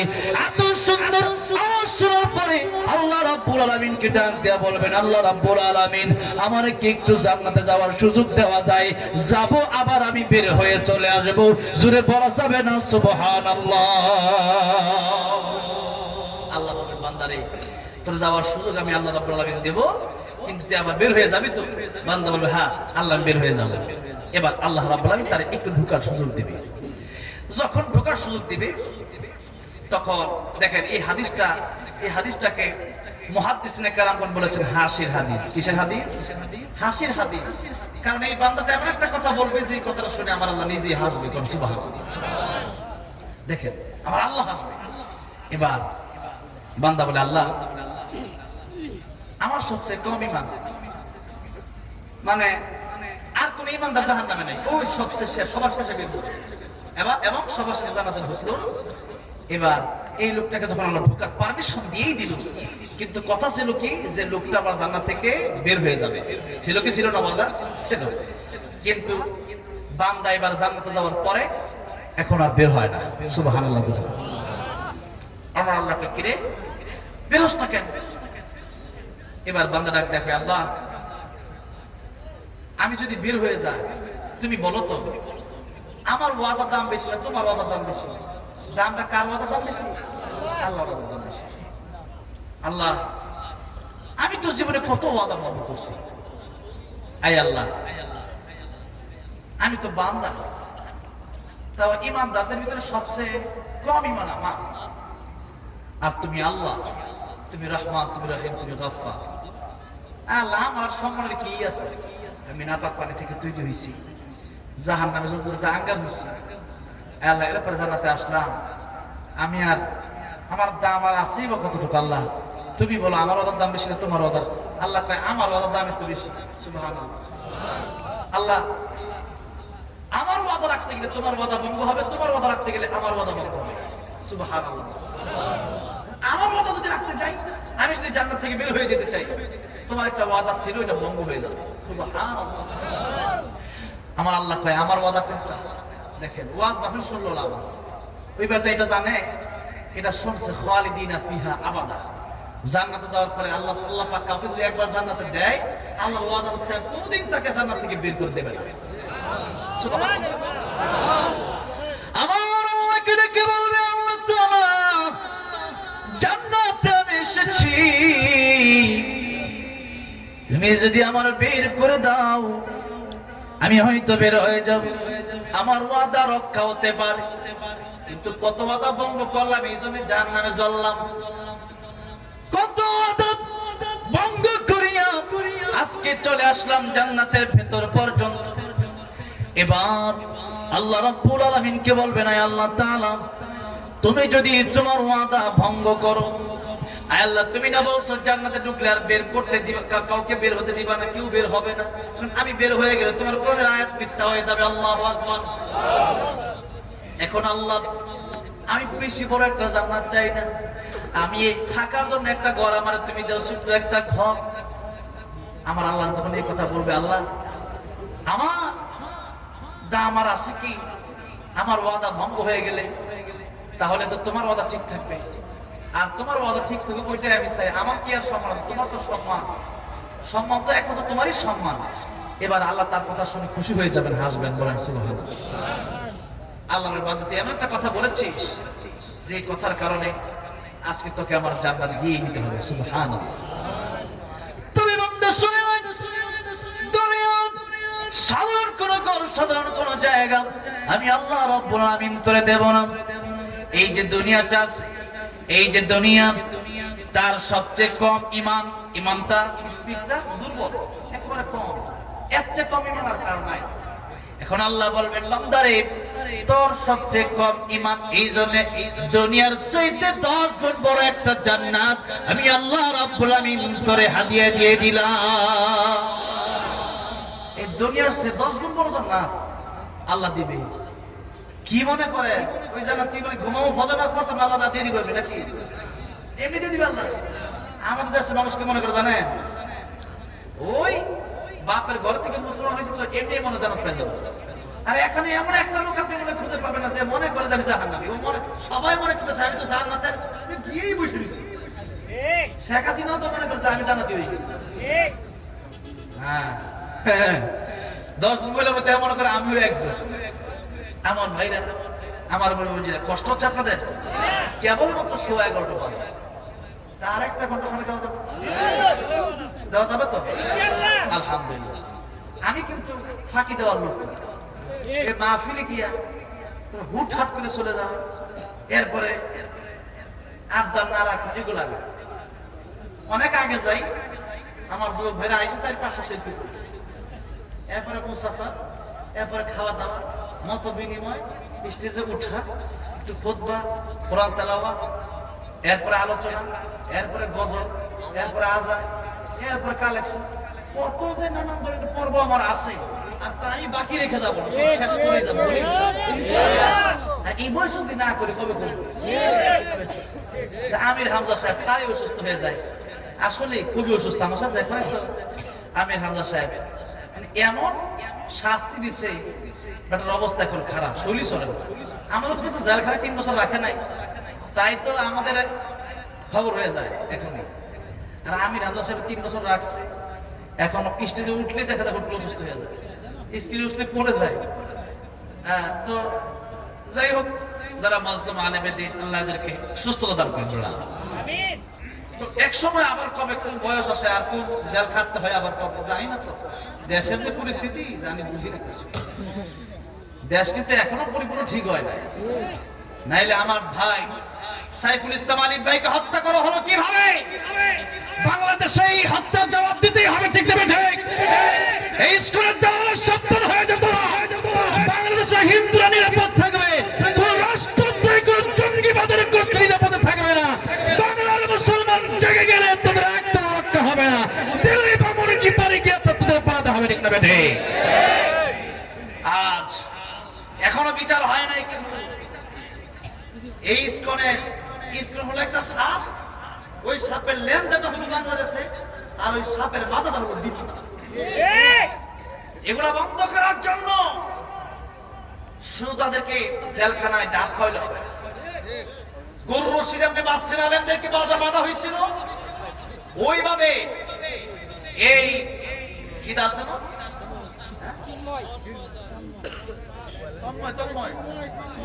চিন্ময়, এমন নাম ওরে আল্লাহ, এই চিন্ময় কুমার দাস তার আপনার ডাব খাওয়াচ্ছেন কেন?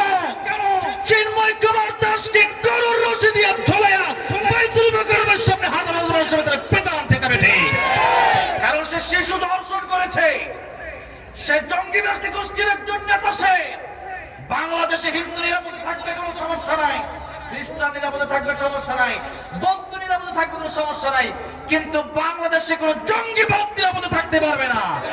এদেরকে মানুষের সামনে আমার সাইফুল ইসলাম আলী ভাইকে যারা শহীদ করে দিল, এদেরকে বাইতুল মুকাররমের সামনে লোহার রশি বেঁধে এদেরকে জনমের মতো শাস্তি দেন। আর স্পষ্ট কথা বাংলাদেশের মুসলমান সিরাজগঞ্জের মাটিতে আজকে বলতে চাই, স্পষ্ট কথা হলো বাংলাদেশে এই যে বাসগুলো আছে শ্যামলী বাস আপনারা দেখেন নাই? ওইটা হলো স্কুলের বড় একটা লিডার। এই শ্যামলী বাসের কোন টিকিট বাংলার মুসলমান কাটবেন না, বন্ধ করে দেন। কার টাকা দিয়া বাংলার মুসলমানদের কোবায়? কার টাকা দিয়া?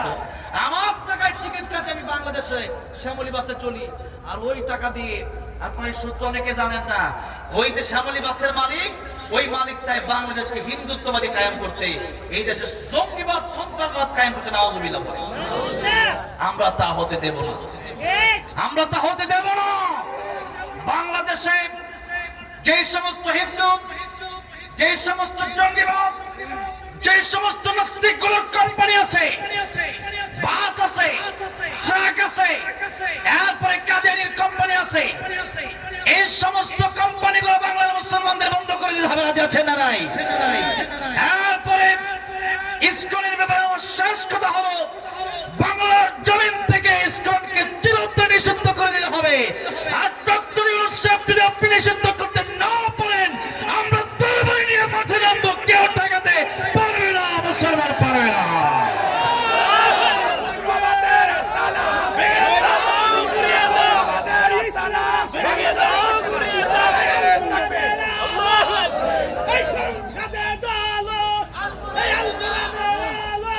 আমার ভাইরা, আমার মুরব্বী ওয়াজের শরীর ভালো করে লক্ষ্য করছেন, এই দেশের ভিতরে কয়েকদিন আগে ডক্টর ইউনূস সাহেব এবং ডক্টর আমির জামাত শফিকুর রহমান সাহেব বসছিলেন। শেষ কথা হয়েছিল এটা যে রাষ্ট্রদ্রোহী যদি কেউ হয়, যে রাষ্ট্রের বিরুদ্ধে কথা বলবে, সেই ব্যক্তি কোন ধর্মের তা আমাদের দেখার বিষয়।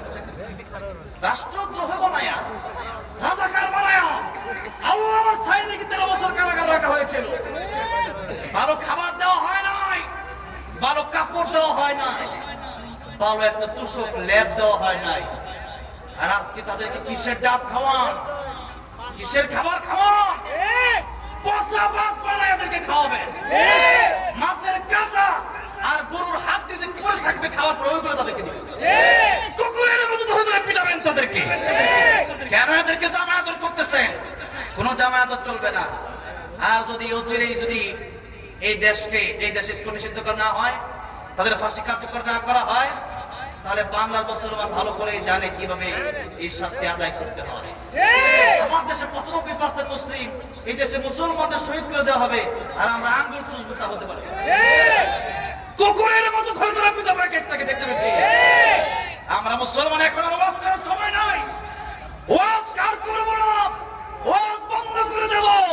ইসকনের জঙ্গিবাদের বিচার করে ছাড়া বাংলার জন্য, ঠিক আছে? আমার ভাইরা, আমার মুরব্বী বাবাজিরা, সন্ত্রাসী জঙ্গিবাদী এরা দিল্লিতে বসে বসে এই স্বৈরাচার হাসিনা এই চিন্ময় কুমার দাসের পক্ষে সে স্ট্যাটাস দেয়। নাউজুবিল্লাহ। এবার বুঝছেন তো সে কি? বুঝছেন তো? বুঝে আসে? বুঝে তো আসে না। সম্পর্ক কোনো মুসলমানের সাথে তার নাই, সম্পর্ক খালি হিন্দুদের সাথে সম্পর্ক। আর জঙ্গিবাদের সাথে সম্পর্ক রেখে এতদিন পর্যন্ত এই জঙ্গি গোষ্ঠীগুলো এরা চালাইছে। আর জঙ্গিবাদী খুঁজ চাইছে মাদ্রাসার ভিতরে, জঙ্গিবাদী খুঁজছে মসজিদের ভিতরে। ইমাম সাহেব ছুরি নিয়ে গেছে কুরবানি দিতে গরু, আর তারা কয়টা নাকি ছুরি দিয়ে নাকি আমরা জঙ্গি, আমরা নাকি জঙ্গিবাদী, জঙ্গি গোষ্ঠী আমরা ছিলাম। এখন তো প্রমাণ হয়ে গেল জঙ্গির গোষ্ঠী, আমরা জঙ্গির গোষ্ঠী তোরা। আমরা ভালো মানুষ, এই জন্য এখনো বাংলার জমিনে থাকতে পেরেছি। আর তোরা জঙ্গির গোষ্ঠীর জন্য এখন তোদের জায়গা বাংলার জমি হয় না। আল্লাহ আমাদেরকে বোঝার তৌফিক দান করেন। আল্লাহ রাব্বুল আলামিন বলেন, এই ক্ষমতার মালিক কে? তাবারাকাল্লাযী বিয়াদিল মুলক ওয়া হুয়া আলা কুল্লি শাইইন কাদির। একচ্ছত্র ক্ষমতার মালিকানা কার? আল্লাহ বলেন। কষ্ট হচ্ছে আপনাদের? আমি শেষ করে দিব, আমি দেরি করব না, আলোচনা আমার শেষের দিকে যাবে। তবে আমি কিছু কথা বুঝাই দিতে চাই। এই দুনিয়াতে আমাদের থাকার জায়গা না, আমরা হলাম গোলাম। এখানে আমাদের গোলামের মতো চলতে হবে। আমার মালিক, আপনাদের মালিককে, সে আল্লাহর আইন আমাদের বাস্তবায়ন করার দরকার আছে না নাই? আজকে আমরা নামাজে মানি, রোজায় মানি, হজে মানি, যাকাতে মানি, কিন্তু আমারে গতকালকে এই দিনাজপুরের এক লোক বলল, রাজনীতি খালি বললেন না। আমি বললাম, রাজনীতি কোরআনে থাকলে তো আমি বলবো, নবী রাজনীতি করলে আমি করবো। আর আমরা ভালো করে শুনে রাখেন, সিরাজগঞ্জের মুসলমান আলেমরা যদি রাজনীতি না করে, আগামীতে আবারও স্বৈরাচার আসবে, আগামীতে আবারও জালেম আসবে, আগামীতে আবারও ভারতীয় আসবে, আবার আল্লাহ সাইদির মতো আলেমদেরকে ধরে ধরে ফাঁসি দেবে, আবার আল্লাহ মামুনুল হকের মতো আলেমদেরকে ধরে নিয়ে যাবে। এই জন্য আমাদের রাজনীতি করতে হবে, বাংলার প্রধানমন্ত্রী আলেমরাই হবে আগামীতে। ঠিক না? ঠিক। কারা কেন বাংলাদেশের প্রেসিডেন্ট হোক, তো হাত তালে উঠায় দেখেন, উঠানে আইন জানা জানা যা।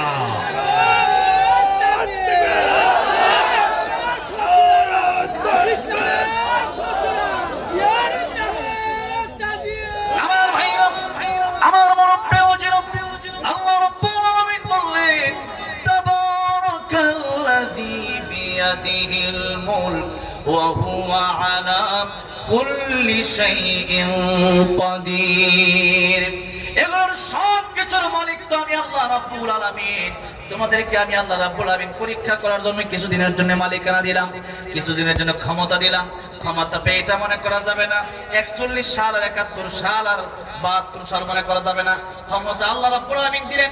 আল্লাহ রাব্বুল আলামিন বললেন, কুল্লাহুম্মা মালিকাল মুলক তুতিল মুলক মান তাশা ওয়া তানজিউল মুলক মিম্মান তাশা ওয়া তুইজ্জু মান তাশা ওয়া তুযিল্লু মান তাশা বিয়াদিকাল খায়র ইন্নাকা আলা কুল্লি শাইইন কাদির। আল্লাহ রাব্বুল আলামিন বলেন, আমি আল্লাহ চাইলে তোমার ক্ষমতা দেব, আমি আল্লাহ চাইলে আবার তোমার নামায় দেব। আর ক্ষমতা পাওয়া আর ইজ্জত পাওয়া কিন্তু এক জিনিস না। 16 বছর ক্ষমতা, এখন আর ইজ্জত নাই। আর আমরা আগেও ভালো ছিলাম, এখনো ভালো আছি না নাই? এখনো মানুষ আমাদেরকে কলিজা দিয়ে ভালোবাসে। কেন? আমরা কোরআনের পক্ষে আছি, আমরা আল্লাহর পক্ষে আছি। এটাই হলো আল্লাহর ইজ্জত দেওয়ার সিস্টেম। আমার একজন বলছে যে, তোমার এলাকায় তুমি এমপিতে দাঁড়াবে নাকি কখন? আমি বলছি, কিসের এমপিতে দাঁড়াবো? এখন যেভাবে আছে অনেক ভালো আছে। এমপি মন্ত্রীরা আমরা সম্মান করে, আমি এমপি মন্ত্রীর কাছে আমার যাওয়া লাগে না, এমপি মন্ত্রী আমার কাছে আসে। আলহামদুলিল্লাহ বলেন, এটাই তো সম্মান। সম্মান তো মানুষের উপর দিয়ে দিলে ওটা সম্মান হয় না, সম্মান দিতে হয় ভিতর থেকে। ঠিক না বেঠিক? সম্মান দিতে হয় অন্তরে, কলেজা দিয়ে সম্মান দিতে হয়। আর এই কলেজা দিয়ে বাংলাদেশের মানুষ আলেমদেরকে যত সম্মান করে, এমপি মন্ত্রীকে তো সম্মান করে না। আপনি বাইরে দিয়ে সম্মান করতে পারেন, ভিতর দিয়ে গিয়ে আপনারা মরে না কিনে গিয়ে খানে। ঠিক না বেঠিক? মরলে খুশি হইতাম। আর আমরা আল্লামা সাইদি বেঁচে থাকার জন্য মানুষ দোয়া করেছে। আল্লামা আহমদ শফি মরে গেছে, মানুষ এখনো দোয়া করে। আল্লামা জুনায়েদ বাবুরি মরে গেছে, মানুষ দোয়া করে। হোসেন কাসেমি মরে গেছে, মানুষ দোয়া করে। কাদের মোল্লা মরে গেছে, মানুষ দোয়া করে। মতিউর রহমান নিজামী মরে গেছে, মানুষ দোয়া করে। কেন দোয়া করে? আর তোদেরকে মানুষ প্রতিদিন বকে। তোরা দিল্লি গিয়ে বসে আছো, তোদেরকে গ্রামে প্রত্যেক দিন মানুষ করে বকে, স্বৈরাচার গেছে, আল্লাহ এই দেশটা এখন রহমত নাযিল হইছে। এই জন্য যতদিন বাঁচবো আমরা আল্লাহর কোরআন নিয়েই বাঁচবো, মরলে আল্লাহর কোরআন নিয়েই মরবো। সূরা মুলক যারা প্রতিদিন প্রতি রাতে তেলাওয়াত করবে এশার নামাজের পর, নবীজি বলেছেন কবরে যাওয়ার পরে এই সূরা মুলক তাদের জন্য কবরের আযাব থেকে রক্ষা পাওয়ার কারণ হয়ে যাবে। সুবহানাল্লাহ। কিয়ামতের ময়দানে এই কোরআন শরীফ আল্লাহ রাব্বুল আলামিনকে বলবে, আল্লাহ তাআলা কোরআন শরীফে সূরা মুলকের কথা বলছে, নবীজি বলেছেন কিয়ামতের ময়দানে সূরা মুলক আল্লাহর সাথে যারা করবে, যারা বুঝুন তো, মানে বান্দার লিস্টি হয়ে যাবে জাহান্নামের লিস্টেতে। আর সূরা মুলক ডেকে বলবে আল্লাহ রাব্বুল আলামিন, এই বান্দাটা প্রতি রাতে আমি সূরা মুলককে তিলাওয়াত করেছে, আজকে কিয়ামতের কঠিন ময়দানে বান্দা জাহান্নামে যাবে। বান্দা যতই গুনাহগার হোক না কেন, বান্দা প্রতি রাতে আমারে বলে নাই, আজকে কোরআন আমি বান্দাকে বলতে পারি না জান্নাতে যতক্ষণ পর্যন্ত তারে না দিবা, ততক্ষণ পর্যন্ত আমি কোরআনের সুপারিশ বন্ধ হবে না। সমাধান চাও যদি জীবনে মরণে, ফিরে যাও খুঁজে নাও চোখ রাখো কোরআনে, ফিরে যাও খুঁজে নাও চোখ রাখো। একটু বলেন না, কষ্ট হচ্ছে আপনাদের? কোরআনের প্রেম নিয়ে মহব্বত একটু বলেন না। সমাধান চাও যদি জীবনে মরণে, ফিরে যাও খুঁজে নাও চোখ রাখো কোরআনে, ফিরে যাও খুঁজে নাও চোখ রাখো। এ বাণী সকলের নয় শুধু মুমিনের, যারাই চলবে মেনে ফল পাবে কোরআনের। এ বাণী সকলের নয় শুধু মুমিনের, যারাই চলবে মেনে ফল পাবে কোরআনের। ঘরে বলো কি রাষ্ট্রে বলো, ঘরে বলো কি রাষ্ট্রে বলো, অশান্তি দূর করে শান্তি আনে সমাধান চাও যদি জীবনে মরণে, ফিরে যাও খোঁজে নাও চোখ রাখো কোরআনে, ফিরে যাও খোঁজে নাও চোখ রাখো, ফিরে যাও খুঁজে নাও চোখ রাখো কোরআনে, ফিরে যাও খুঁজে নাও চোখ রাখো কোরআনে। তাহলে চোখ রাখবেন কোথায়? মানবেন আল্লাহর কোরআন? রাজি আছেন না নাই? আল্লাহর কোরআন যদি মেনে নিতে পারেন, এই বাংলাদেশের ভিতরে আল্লাহর কোরআন যদি চালু হয়ে যায়, চুরি বন্ধ হয়ে যাবে, ডাকাতি বন্ধ হয়ে যাবে। কারণ আল্লাহর কোরআন আইন হলো চুরি করলে তার হাত কেটে দাও। আস-সারিকু ওয়াস-সারিকাতু ফাকতাউ আইদিয়াহুমা, চুরি করলে হাত কেটে দাও, এটা কার আইন? আর চুরি করলে জেলে ঢোকাও, এটা হলো ব্রিটিশের আইন। আমরা মানবো কারটা? আমরা আল্লাহরটা মানবো, কিন্তু আল্লাহরটা মানতে গেলে রাজনীতিতে যাওয়া লাগবে। দেশে যদি আমি ক্ষমতায় না থাকি, আমি যখন বিচার যারা করে এরা তো বলবে যে চুরি করছে জেলে দাও। এখন আমি যদি বলি যে এই জজ সাহেব আপনি যে বিচারটা মানি না, আপনি বলবেন ওরে সুদ দেয়, বলবে না? এখন তো জজ সাহেব নামাজ পড়ে, নামাজের সময় হয়ে গেলে পরে ইমাম সাহেব যদি দ্বিতীয় রাকাতে আত্তাহিয়াতু না পড়ে যদি উঠা যায়, 4 রাকাত জোরে নামাজ পড়ে, তখন জজ সাহেব নামাজের ভিতরে গিয়ে উনি নিজেও লুকমা দেয় না? আল্লাহু আকবার লুকমা দেয়। কিন্তু উনি যদি ভুল করে ওনার লুকমা দিতে গেলে পরে বলে ওনারা জেলে দেন। কেন? আল্লাহর কোরআন আইন বাস্তবায়ন হয় নাই। আল্লাহর কোরআন আজকে থেকে বাস্তবায়ন যদি শুরু হয়ে যায়, হাত যদি মিডিয়ার সামনে কেটে দেওয়া হয়, দেখবেন কালকে থেকে চুরি ডাকাতি কমে যাবে। চুরি করলে এখন আর জেল দেওয়া হবে না, হাতটা কাটা দেওয়া হবে। নবী বলেন আমার মেয়ে ফাতিমা যদি চুরি করে, এই মদিনার প্রেসিডেন্ট আমি বিশ্বনবী রাহমাতুল লিল আলামিন, আমার মেয়ে ফাতিমা যদি এই মদিনায় চুরি করে, আমি মানুষের সামনে ফাতিমার হাতটাও কেটে দেব। আল্লাহু আকবার বলে। কি প্রেসিডেন্ট ছিলেন? ওমর রাদিয়াল্লাহু আনহু তার সন্তানকে মদ খাওয়ার অপরাধে 80টা ব্যবসা কাজ থেকে তাকে মেরেই ফেলতে চলে গেল পৃথিবী থেকে। তারপর নিজের ছেলেকে মাফ করছে। আর আমাদের দেশের নেতাগুলো যেগুলো ছিল, নিজের একটা সুরের লিডার ছিল, এগুলো আরেকজনের বিচার করবে কি? এক একটা বিচারক সুরের, এক একটা বিচারক ঘুষ করে লিডার ছিল, এগুলো কি বিচার করবে? হ্যাঁ, সালমান রহমান এগুলো তো দেখছেন না, দাড়ি কাইটে এরপরে পালাইতে দিচ্ছে। আল্লাহকে পালাবি, তুই পালাবি কোথায়? তার আমি আল্লাহ আল্লাহ তুই পালাবি, আমি ধরে বাঁচানোর ক্ষমতা কারণ নাই, ঠিক না বেঠিক? আমার ভাইরা, আমার মুরব্বী বাবুজিরা, এই জন্য আল্লাহর কোরআন আইনটা, আল্লাহর গোলামিটা শুধু কি মসজিদে চলবে না, রাষ্ট্রেও চলবে? রাষ্ট্রেও চলতে হবে। তাহলে কেউ যদি মদ খায় তাকে 80 ব্যাট দিতে হবে। 80টা ব্যাট যদি জোরে দেওয়া হয়, দেখবে মদ খাওয়া কমে গেছে। আজকে আমার দেশে ইন্ডিয়ার বর্ডার দিয়ে লক্ষ লক্ষ আবার দৈনিক, ঠিক না বেঠিক? সেই আবার সন্তান খাই এক একটা ইয়াবা কোন সন্তান যদি এক একটা করে থাকে, গোটা জাহান্নামে পরিণত হয়ে যায়। আজকে সেই ইয়াবা দেশে ঢুকতেছে, এগুলো বন্ধ করবে কে? ওটা বন্ধ করলে তো আবার 5 নিশ্চয় পাবে না। কানাডায় বেগম কারা বানাতে পারবে না, চুরি করতে পারবে না।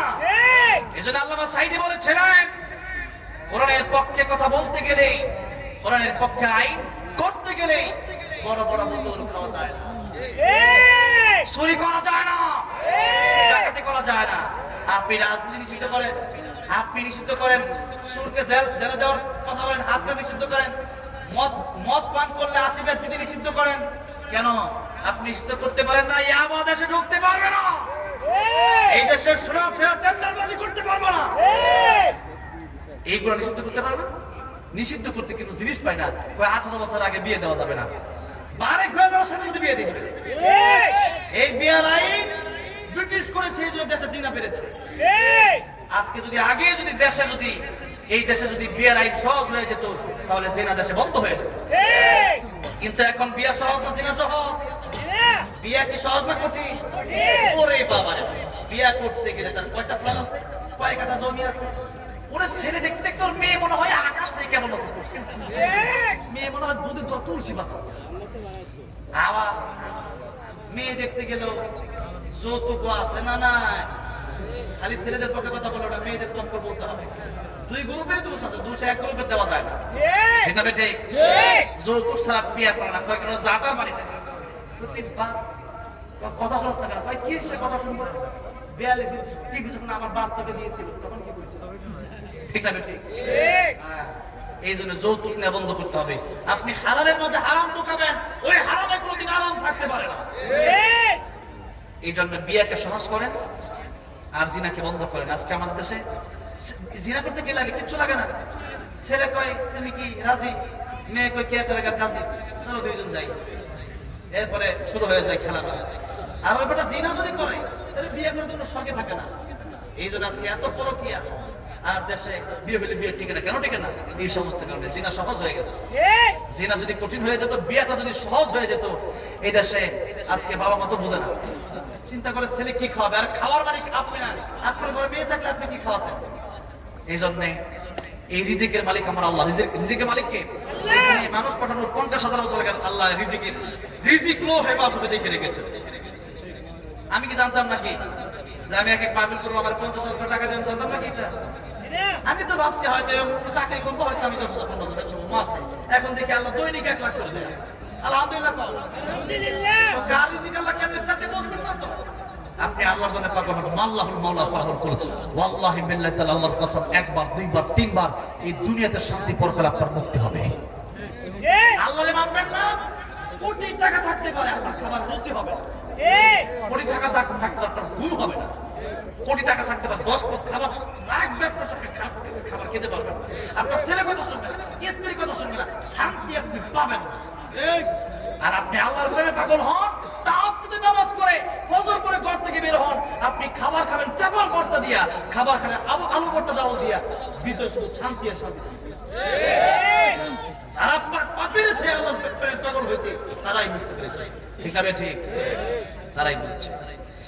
আমার ভাইরা, আমার মুরব্বি ওয়াজিরা, দুনিয়ার 50-60 বছর চলতে গেলে আর কি লাগে?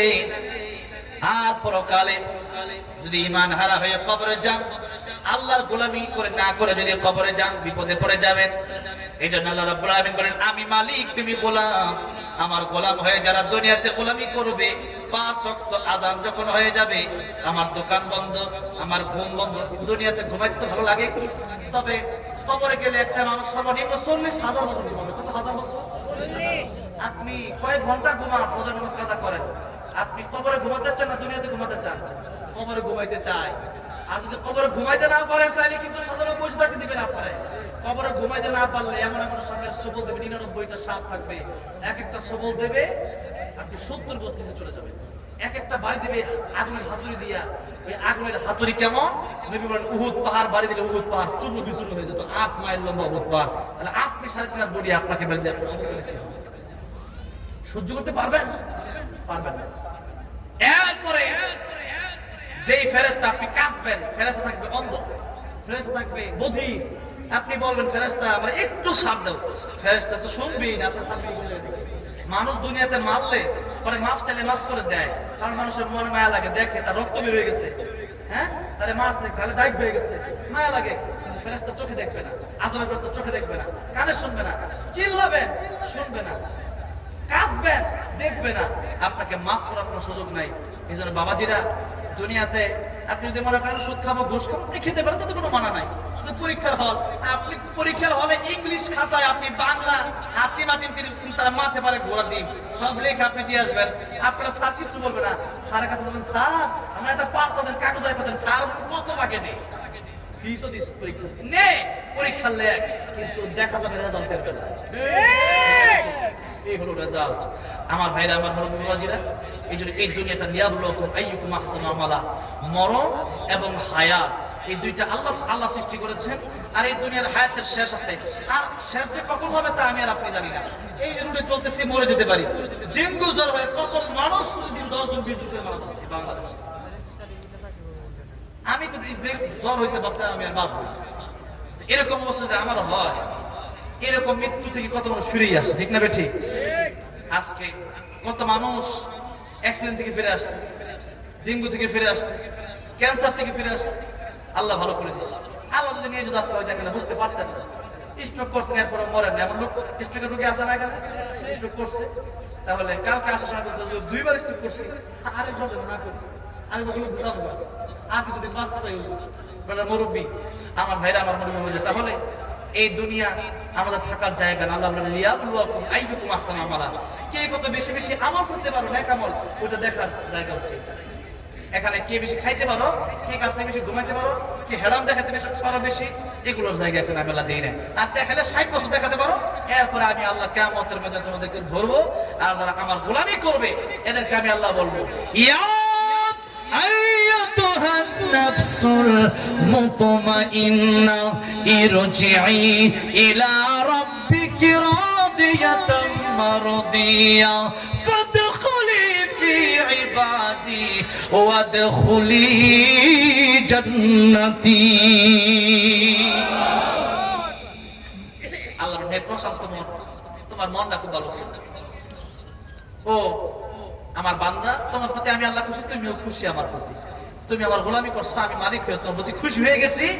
আজকে ফাদখুলি ফি ইবাদি, আব্দুল তিকা ইবাদ, আব্দুল মানে গোলাম, ও আমার গোলামেরা। আজকে যারাই আসল গোলাম ছিলাম, আমার গোলামিটা ঠিক মতো করছো, এরা আমার গোলামের অন্তর্ভুক্ত হও, ফাদখুলি জান্নাতি, জান্নাতে ঢুকে যাও। আর জান্নাতের ভিতরে যারা একবার ঢুকতে পারবে, আল্লাহ রাব্বুল আলামিন বললেন, ফামান যুহজিহা আনিন নারি ওয়া উদখিলাল জান্নাতা ফাকাদ ফাজ ওয়া মাল হায়াতুদ দুনিয়া ইল্লা মাতাউল গুরুর। জান্নাতে যেতে পারলেই তোমার জীবন সফল হবে। আর এই বাড়ি গাড়ি নারী কিছু থাকবে না, এগুলো সব ধ্বংস হয়ে যাবে, সব শেষ হয়ে যাবে, এগুলো সফলতা না। তুমি কবরে যাবে, কাপড়ের একটা পকেটও তোমার দেওয়া হবে না। টাকা তো বড় কথা, কাপড়ের কি পকেট আছে নাকি? হালাল হারাম না মানিয়া কত টাকা করছো কামাই, এত টাকা রাখবা কোথায়? কাপড়ের তো পকেট নাই। টাকা পয়সা লইয়া কি কেউ কবরে গেছে? কি জবাব দিবি রে তুই আল্লাহর কাছে? কি জবাব দিবি রে তুই আল্লাহর কাছে? ওরে মানুষ হইছ বেহুশ দুনিয়ার পিছে, ওরে মানুষ হইছ বেহুশ দুনিয়ার পিছে। কি জবাব দিবি রে তুই আল্লাহর কাছে? কি জবাব দিবি রে তুই আল্লাহর কাছে? ঠিক না বেঠে? এই জন্য বাড়ি গাড়ি জমি এগুলো থাকবে না, থাকবে আমার সাথে যাবে আমার আমল, আমার নেক আমল, আমার ঈমান। এই জন্য ঈমান আর নেক আমল যাদের ভালো হয়ে যাবে, জান্নাতে যারা চলে যাবে, আল্লাহ বলেন এরাই প্রকৃত সফল কাম। আর বাকিরা সবাই হলো ইন্নাল ইনসানা লাফি খুসর, বাকি সব হলো এরা ক্ষতিগ্রস্ত। আল্লাহ বলেছেন ক্ষতিগ্রস্ত। এই জন্য আমরা দুনিয়াতে যতদিন থাকবো ততদিন কার গোলামি করবো? আল্লাহর গোলামি করতে হলে তাহলে কথা একটাই, আল্লাহর কোরআন নিয়ে নিতে হবে গাইডলাইন। এটা হচ্ছে আমার আপনার আইন, এটা হচ্ছে আমার আপনার নোটিশ, এটা হইলো আমার আপনার সিলেবাস। কোরআন এটা হচ্ছে পূর্ণাঙ্গ জীবন বিধান, এটা কমপ্লিট কোড অফ লাইফ। এটা হচ্ছে আমার আপনার জন্য কমপ্লিট জীবন বিধান। এখানে এমন না যে আমি নামাজ পড়লাম তাতে শেষ না, আল্লাহ বলেন ফাইদা উদিয়াতিস সালাতু ফান্তাশিরু ফিল আরদ। নামাজের পরে তোমরা হালাল খাবারের জন্য যে টাকাটা কামাবো ওইটাও আমি আমার ইবাদত করি। সুবহানাল্লাহ। বাথরুমে দোয়া করে ঢুকো, আল্লাহুম্মা ইন্নী আউযু বিকা মিনাল খুবুসি ওয়াল খাবাইথ। বাথরুমে যে বাথরুমটা করবা আবার বের হওয়ার পর দোয়া করো, গুফরানাকা আলহামদুলিল্লাহি আল্লাযী আযাবানা আনিল আযা ওয়া আফানি। এই যে দোয়া করলা, বাথরুমে গেলা, নফল ইবাদতের সওয়াব আল্লাহ দিয়ে দিবে। আরে মুমিন যা করবে সবই হবে, আইয়ুকুম আহসানু আমালা, সবই তার উত্তম আমল হবে। মসজিদে গেলেও সব। এরপরে মানুষের সাথে কথা বলতেছেন, হাসি মুখে কথা বলেন, কুলু লিন্নাসি হুসনা। আমাদের থেকে শুরু করছে কথা বলেন, হাসরা নাই, একবারে বউর কাছে গিয়ে হয়তো খালি হইল, আছে না নাই? না, আল্লাহ বলছে কুলু লিন্নাসি হুসনা, হাসি মুখে কথা বলো। যতক্ষণ হাসি মুখে কথা বলবেন ততক্ষণ আমি আল্লাহ সব দেব। বাড়িতে আছে, মা আছে, বাবা আছে, হজ করতে গেলে 10 লাখ টাকা 20 লাখ টাকা লাগে। এরপরে আপনাকে কত কষ্ট করে বিমান টিকিট করতে হয়, পাসপোর্ট করতে হয়, ভিসা করতে হয়, এরপরে যেতে হয় বছরে একবার। আর মায়ের দিকে, বাপের দিকে, মা আছে, বাবা আছে বাড়িতে, একবার তাকাবেন আল্লাহ কবুল হজের সব। হজ করলে কবুল হতেও পারে, নাও হতে পারে, কিন্তু মায়ের দিকে, বাপের দিকে যতবার তাকাবেন ততবার আল্লাহ কবুল হজের সব। কত সহজ হবে, কত সহজ হবে আল্লাহ কবুল। আর কি সহজ করতে? কিন্তু সেগুলো তো আমরা করি না। দুনিয়াতে রাস্তা চলাফেরা করতেছেন, বাসে উঠছেন, গাড়ি করতেছেন, কাজ করতেছেন, আপনার জবানটা তো আপনার ফ্রি। আপনি পড়ে থাকেন সুবহানাল্লাহ আলহামদুলিল্লাহ লা ইলাহা ইল্লাল্লাহ, সুবহানাল্লাহ আলহামদুলিল্লাহ লা ইলাহা লা ইলাহা লা ইলাহা ইল্লাল্লাহ মুহাম্মাদুর রাসূলুল্লাহ সাল্লাল্লাহু আলাইহি সাল্লাম। এই সুবহানাল্লাহ আলহামদুলিল্লাহ পড়ছেন, দুনিয়াতে যত ফাঁকা জায়গা আছে আল্লাহ নেকি দেয়া ভরপুর করে দিয়েছে। কত নেকি আপনি কল্পনা করতে পারেন? ইখলাস, সূরা ইখলাস 3 বার পড়লেই 1 খতম কোরআন শরীফের সব কোটি থাকে। আল্লাহ রাব্বুল আলামিন বলেন ফাইদা কুদিয়াতিস সালাতু ফান্তাশিরু ফিল আরদ وابتغوا من فضل الله واذكروا الله كثيرا لعلكم تفلحون। তোমরা আগে নামাজ, আগে কি? আল্লাহর আগে নামাজ, নামাজের পরে সব কাজ। তবে এই কাজটাও যেন আমার হালাল হয়। তাহলে নবী ব্যবসা করছে, আমি ব্যবসা নবীর তরিকায় সুন্নতের সওয়াব পেয়ে যাব। আর এটা শুধু বললে হবে না, আপনাকে যে আল্লাহ বলে হালাল রুজি ইনকাম করে, আপনার জন্য ফরজ। এটা আপনার জন্য কি? হালাল রুজি না কামাই করে আপনি খাবেন কেমনে? কয়েকদিন পরে টাকা পয়সা না চুরি করতে হবে, সুদ খেতে হবে, ঘুষ খেতে হবে। এই জন্য আমার ভাইরা, আমার বলবো যে হারাম যদি কেউ খান, সুদ অথবা ঘুষ অথবা মানুষের জমি মেরে খান, এই সমস্ত কাজ করে কেউ খেলে, আপনি আপনার তখন একটা কালো একটা কলম নিয়ে আপনি লিখে লিখবেন যে আমি একটা জাহান্নামী ব্যক্তি। আপনি লিখে পরে কবর দেয়, আপনি তো সস্তা পাইবেন না। নবী যে জানাজা পড়াতেন না, কেউ যদি হারাম খেতেন নবী যে জানাজা পড়াতেন না। হারাম মানে এটা দুইটা কথা। এটা হারাম একটা হলো মানুষের হক যদি কেউ না দিয়ে দিত, কেউ ঋণ নিয়ে মরলে এরপরে নবী বলতেন তার ঋণ কেউ পরিশোধ করবা কিনা। কি হয়েছে? হ্যাঁ, এই 12টা পর্যন্ত তার সময় আছে, আমার সব কিছু জানা আছে। ফাঁকি দেওয়ার লোক কিন্তু আমি না, আগে বলে দিচ্ছি, ফাঁকি কিন্তু আমি দেবো না। তবে কথা আমার শেষ হয়ে যাবে। আমি বললাম আগে কি হবে? নামাজ। আগে কি হবে? নামাজ। এরপরে হালাল রুজি। এবার রাস্তাঘাটে চলতে ফিরতে হবে আমার মুখে জিকির, হবে আমার মুখে কি? জিকির। এই 3 কাজের কথা আল্লাহ বললেন সূরা জুমআর 10 নম্বর আয়াতে। আমার ভাইরা, আমার তাহলে আমার গোটা জীবনটাই হয়ে যাবে ইবাদত, গোটা জীবনটাই হয়ে যাবে আইয়ুকুম আহসানু আমালা, গোটা জীবনটাই হয়ে যাবে আমার আপনার উত্তম কাজ। আপনি যাই করেন তাই হবে উত্তম কাজ। মুমিন একটা আনুষ্ঠানিকতার ভিতরে তার ইসলাম সীমাবদ্ধ রাখবে না, বরং রাষ্ট্র থেকে নিয়ে ঘর পর্যন্ত, করলাবাড়ি খাওয়া থেকে মিষ্টি খাওয়া পর্যন্ত সব জায়গায় মুমিনের থাকবে আল্লাহর ইবাদত। মুমিনের কি থাকবে? আল্লাহর ইবাদত। সারাদিন যা করবেন সবই যেন আল্লাহর ইবাদতের মধ্যে গণ্য হয়। তা আপনি কোরআন হাদিসের পক্ষে চলবেন, তাহলে আপনার ইবাদতের ভিতরে গণ্য হবে। কোরআন হাদিসের বাইরে চলবেন, তাহলে এটা ইবাদতের বাইরে হয়ে যাবে। এটা আপনি শয়তানের পক্ষে কাজ করলেন, আর আপনার জাহান্নামের আগুন ভোগ করা লাগবে। এই জন্য আমরা আল্লাহর গোলাম হয়ে যেন কবরে যেতে পারি সেই তৌফিক দান করবেন, আমিন। মৃত্যুর পরে মানুষের সব আমল বন্ধ হয়ে যায়, 3টা আমল বাকি থাকে। কয়টা আমল? 3টা। 1 নম্বর আমলের নাম হলো সাদাকাতুন জারিয়া। নয় বলেন মসজিদে দান করবা, তুমি মরে যাবা, মসজিদে মানুষ নামাজ পড়তে থাকবে, কেমন পর্যন্ত যতদিন এই মসজিদে নামাজ চলবে ততদিন পর্যন্ত তোমার কবর আল্লাহ সওয়াব দিতেই থাকবে, দিতেই থাকবে, দিতেই থাকবে। তার মানে আপনি মরার পরে নামাজ পড়তে পারবেন না, রোজা রাখতে পারবেন না, মিজানের পাল্লায় নেক আমল যখন নেক আমল বদ আমল ওজন করা হবে 40 লক্ষ গুনাহ, 50 লক্ষ নেকি, এরপরে 60 লক্ষ গুনাহ মনে করেন 10 লাখ গুনাহ বেশি হয়ে গেছে, যাওয়া লাগবে জান্নাতে। কারণ একটা গুনাহ বেশি হইলে জান্নাতে যাবে, আর নেকের পাল্লা ভারী হইলে জান্নাতে। এখন আপনার গুনাহ পাল্লা ভারী হয়ে গেছে, কিন্তু আপনি কিয়ামতের ময়দানে দেখবেন এই যে সদকা জারিয়া 500 টাকা দিয়েছিলেন মসজিদে, আর আপনি তার কারণে মসজিদ হইছে, নামাজ হইছে, যার কারণে ওই কত শত শত লক্ষ লক্ষ নামাজি একটা নামাজ পড়ছে, সবার সব যখন আল্লাহ আপনার আমল নামায় ঢেলে দিবে, ডবল করে দিবে। আপনি দেখবেন 40 লাখ 50 লাখ নেকি দেখবেন, আপনি কোটি কোটি নেকি হিসাবে নাই। সুবহানাল্লাহ, সুবহানাল্লাহ। এই কাজগুলা কুয়েত কাতারের লোকেরা বেশি করে। আমরা কি করি? আমরা যেটা দেখানো যায় ওইটা বেশি করি, কিন্তু সৎকায় যারা আমলটা বেশি করতে চাই। একটা মানুষ মরে গেছে, দাওয়াত খাওয়ায় উড়ে আলাই, ওই দাওয়াতে যার এক মিটার বাজার হয়ে দাওয়াত দিচ্ছে, ঠিক না বেঠিক?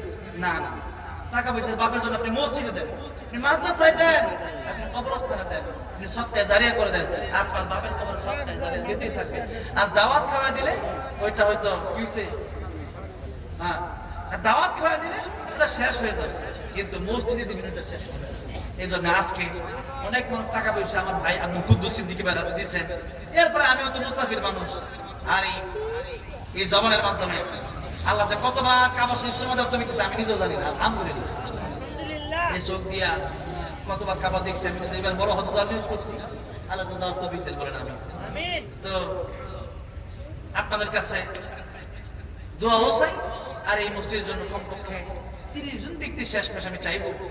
এই এখানে অনেক ব্যবসায়ীরা আছেন, আপনারা শহরের মানুষ, গ্রামে গঞ্জে মানুষ 5 লাখ 10 লাখ টাকা দেয়, এখন 30,000 টাকা 30 জন ব্যক্তি কোরআন শরীফে 30 পারাকে মহব্বত করে এক একজন করে এখন দেন, পরের দিন একটু হাতটা উঠান যে আমি কবরে যাওয়ার পরে এই মসজিদ থেকে নামাজের সওয়াবটা আমি পাই।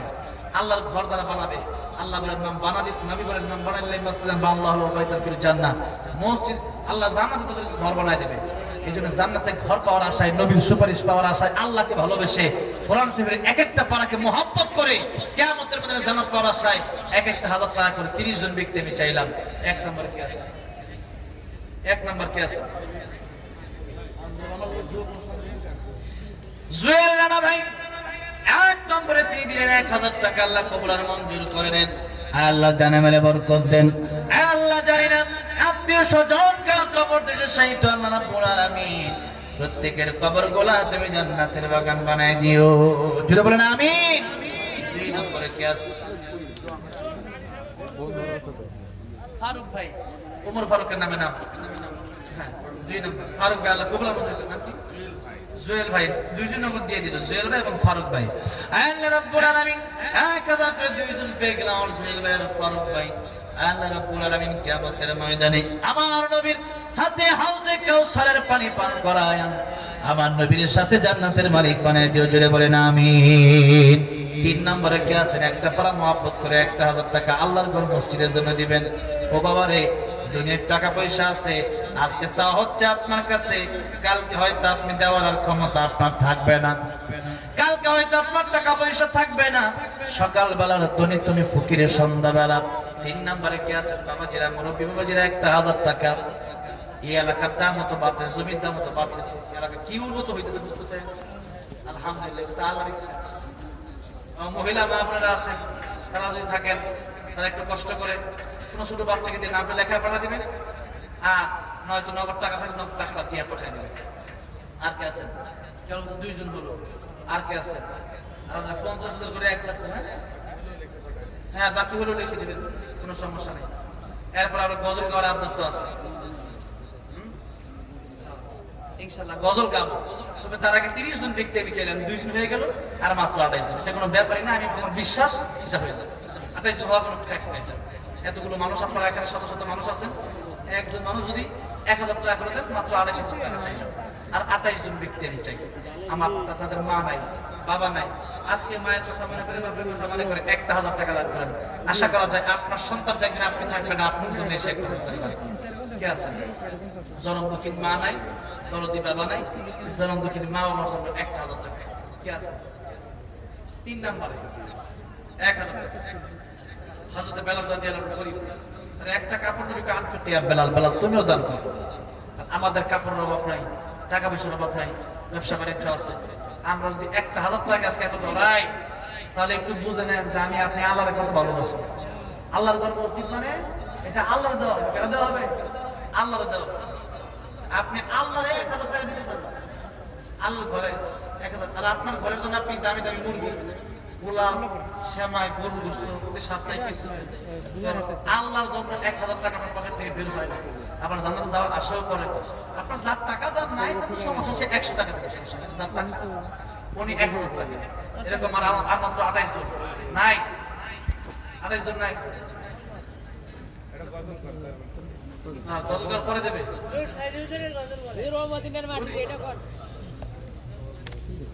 আরো 28 জন থাকে তো সিরাজগঞ্জে আসলাম 1 2 তো 1000 টাকা মানে এগুলো চাইলে খালি এমন ভাবে দিবে নাম বলতে পারবো দিবে বস্তা ভরে দেবে মত ভরে দেবে আরে কি কর তোমার তো হ্যাঁ হ্যাঁ আর আপনারা এই কাজ করবেন না একজন দিতেছে না আপনারা না দিয়ে কোনো ওইটা না ওই লাগে যাও একজন সাথে কারা আছে দেখেন না আপনি নিয়ে দিতে পারবেন না সমস্যা পারবেন লাগে না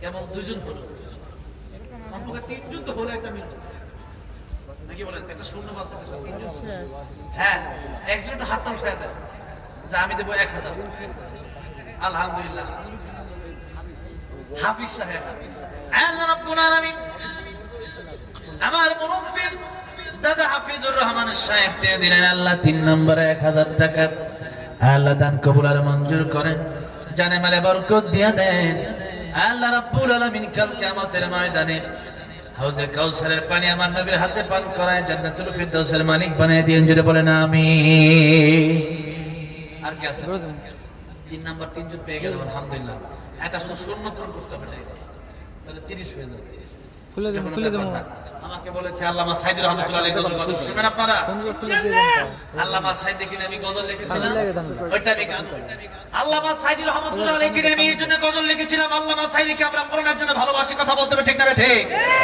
আল্লামা সাইদিকে আমরা কোরআনের জন্য ভালোবাসি বিদায় আমি গজলটি লিখেছিলাম কিন্তু বাংলাদেশে কিছু নেতা খেতা আমারে বলছিল যে আল্লামা সাইদি শহীদ হয়েছে কেমনে আমি কিছু 13 বছর ধরে খেতা দেখ এরপর তো ইংলিশের বিল দিয়ে মাইরে দেখানো হবে তো শহীদ হতে ঠিক না ঠিক এই জন্য আমি বলেছিলাম আল্লামা সাইদি তুমি মরনি শহীদ হয়েছে তুমি এটাই জানি এক সময় আমাকে বাধা দিয়েছে এই গজল গাওয়ার জন্য আজকে কোনো বাপের বেড়ে থাকলে আমায় বাধা দেয় পারবে নাকি তবে আলহামদুলিল্লাহ সিরাজগঞ্জে আমার কেউ বাধা দেয় নাই সবচেয়ে বেশি গিয়েছিলাম সিরাজগঞ্জের মাটিতে কারণ সিরাজগঞ্জের মাটিতে যখন যেখানে স্বৈরাচার থাকলো সিরাজগঞ্জের মাটিতে ভালো মানুষ ছিল কি ছিল না আলহামদুলিল্লাহ আজকেও গাইব শুনবেন কি শুনবেন না কারণ এই সুন্দর বাগানগুলো সাজিয়ে গেছেন আল্লামা সাইদি ঠিক না বেঠে এজন্য আল্লামা সাইদির জন্য আমরা দোয়া করব আল্লামা সাইদি তুমি মরনি শহীদ হয়েছো তুমি এটাই জানি আল্লামা সাইদি তুমি মরনি শহীদ হয়েছো তুমি এটাই জানি কারাগারে কাটালে 13টি বছর বাতিল কে পেছে তোমায় দেখে থর থর থেকে কারাগারে কাটালে 13টি বছর বাতিল কে পেছে তোমায় দেখে থর থর তুমি যে ছিলে মোদের নয়ন মনি শহীদ হয়েছো তুমি এটাই জানি আল্লামা সাইদি তুমি মরনি শহীদ হয়েছো তুমি এটাই জানি শহীদ হয়েছো তুমি এটাই জানি দেখা তো হবে না আর এই জীবনে দেখা হবে জান্নাত ফুল বাগানে দেখা তো হবে না আর এই জীবনে দেখা হবে জান্নাত ফুল বাগানে এই আশা কবুল করো আল্লাহ তুমি পড়েন আমিন জান্নাত থাকতে চাই কি চাই না আমরা একসাথে?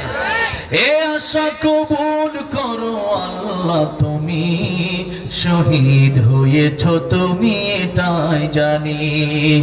আল্লামা সাঈদী তুমি মরণে শহীদ হয়েছো তুমি এটাই জানি, শহীদ হয়েছো তুমি এটাই জানি। আল্লাহ আল্লামা সাঈদীর কবরকে তুমি জান্নাতের উচ্চ বাগান বানায় দাও, উচ্চ মাকাম বানায় দাও, জোরে বলেন আমিন। আমাদেরকে শহীদি মৃত্যু দান করে দিও, সকলে বলেন আমিন। এরপরে দোয়া চাওয়া হয়েছে, মোহাম্মদ জুয়েলের নামে দোয়া চাইছে। বিশেষ করে আমি নিজেই দোয়া করবো, দোয়া চাই আমাদের বৈষম্য ছাত্র দেশের জন্য লড়লেন, দিন কায়েমের জন্য জীবন দিলেন, আবু সাইদ মুগ্ধ সহ তাদের জন্য দোয়া চাওয়া হলো। শিক্ষার্থী ভাইদের জন্য আল্লাহ যেন প্রত্যেকটা ভাইকে আমার জান্নাতুল ফেরদাউস দান করে দেন, বলেন আমিন। অনেকেই পঙ্গু হয়ে হাসপাতালে আছে, এই কথা ভালো করে মনে রাখবেন। যারা পঙ্গু হয়ে হাসপাতালে আছে তাদের খোঁজ খবর নেওয়ার দরকার আছে না নাই? যারা দেশের উপদেষ্টা আছে এদেরকে বলবো, দেশের বর্তমান যারা ক্ষমতায় আছে তাদেরকে বলবো, যারা এই দেশে আন্দোলন করে, এই দেশে আন্দোলন করে যারা পঙ্গু হয়ে হসপিটালে আছে তাদের খোঁজ খবর কেমন রাখছেন না? এদের খোঁজ খবর নেন, এদের কি লাগে ওষুধ লাগে ওষুধ দেন, পরিবারের খোঁজ খবর নেন, টাকা পয়সা লাগে টাকা পয়সা দেন, বাড়িতে বাজার করে দেন। সারা জীবন মুক্তিযুদ্ধে কিন্তু টাকা পয়সা দিছিল, এদেরকেও মুক্তিযুদ্ধ মনে করে এদের পরিবারটা আপনারা চালানোর ব্যবস্থা করেন, ঠিক না বেঠে? এরপরে আরো একটা গজল গাওয়ার জন্য বলেছেন, উর্দু গজল। আমার ভাই, আরে মাশাআল্লাহ, লেখা দারুণ, কে লিখছে এটা? মাশাআল্লাহ, আমার ভাই তো খুব সুন্দর গজল গাইছে আজকে। আমার ভাই খুব ভালো শিল্পী, আজকে আমার প্রাণ জুড়িয়ে গেছে। মদিনা নিয়ে এত সুন্দর একটা গজল আমার ভাই, নাম কি? মাওলানা মোসাদ্দেক, এই বছর ইমাম সাহেব। আলহামদুলিল্লাহ, চেহারাও সুন্দর, কণ্ঠও সুন্দর, মাশাআল্লাহ। আল্লাহ দিনের জন্য কবুল করুন, বলেন আমিন। আমিন। একটু 500 টাকা দাও,